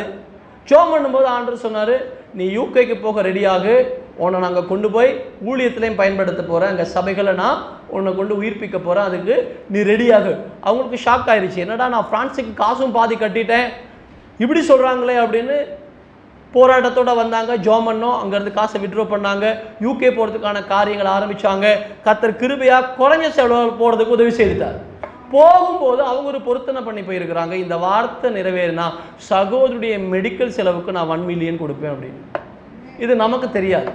இப்போ நான் சொல்லிட்டேன். எனக்கு அடுத்த கால் அவங்க அப்பா பண்ணுறாரு, பிரதர் என் மகள் இப்படி ஒரு பொருத்தனை பண்ணியிருந்தா, இந்த காரியம் நடந்தால் நாங்கள் இந்த சகோதரியுடைய ஆப்ரேஷனுக்கு இந்த பணத்தை கொடுப்பேன்னு சொல்லி எல்லாம் சக்ஸஸ் ஆயிடுச்சு. நல்ல ஜோப், நல்ல வேலை. சொன்னது போல் என்னுடைய நண்பர் அங்கே அவர் அதுக்கப்புறம் தான் அறிமுகமானது யூகேல. அங்கே ஊழியம் பண்ணுறா, நல்லா இருக்கிறா. இந்த பணத்தை ட்ரான்ஸ்ஃபர் பண்ண நாங்கள் சமயம் பார்த்துட்டு இருந்தோம். இப்போ கொடுத்தா நீங்கள் அந்த கேம்ப் இந்த கேம்ப் மிஷனரி கேம்ப்னே போட்டு முடிச்சிருவீங்க, அதனால் உங்கள் வாயிலிருந்து இந்த வார்த்தை வருமட்டும் காத்திருந்தோம்.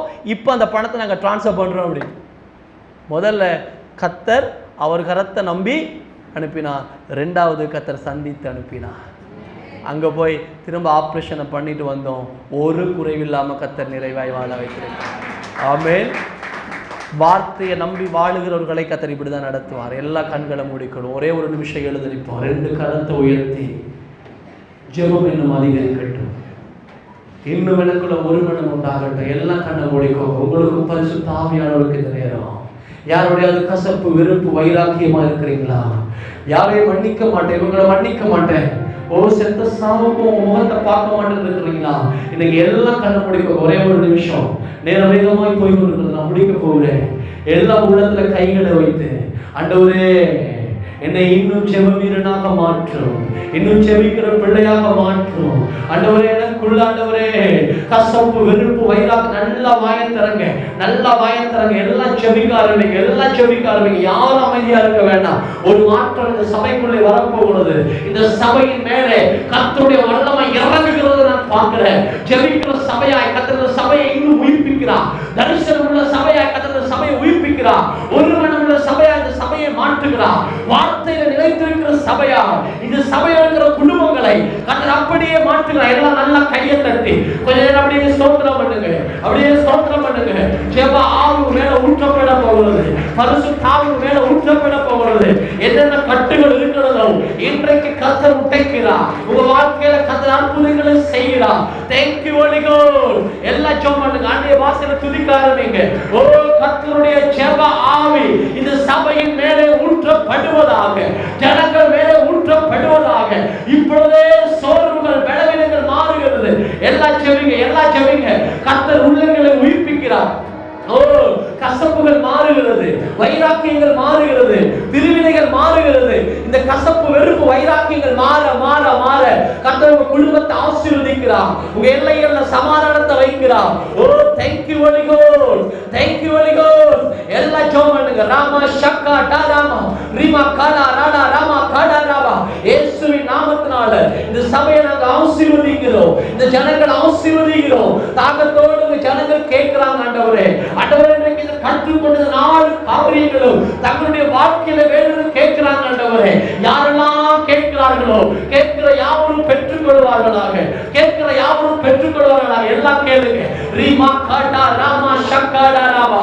இயேசுவின் நாமத்தினால யார் யார் என்ன பிரச்சனையோடு என்ன போராட்டத்தோடு வந்திருக்கிறார்களோ அந்த போராட்டங்கள் மாறட்டும், கட்டுகள் அறுக்கப்படட்டும், கர்த்தருடைய ஆவி ஊற்றப்படட்டும். இரவெல்லாம் பகலெல்லாம் தேவனுக்காக துடிக்கிற ஒரு வாழ்க்கை உண்டாகட்டும். ஆவிக்குரிய வாழ்க்கையில வளருவார்களாக, தேவ பயத்திலே வளருவார்களாக, பரிசுத்தத்திலே வளருவார்களாக, ஆண்டவருக்காக சாட்சியாக நிற்பார்களாக. ஓ ராமா காடா ராமா.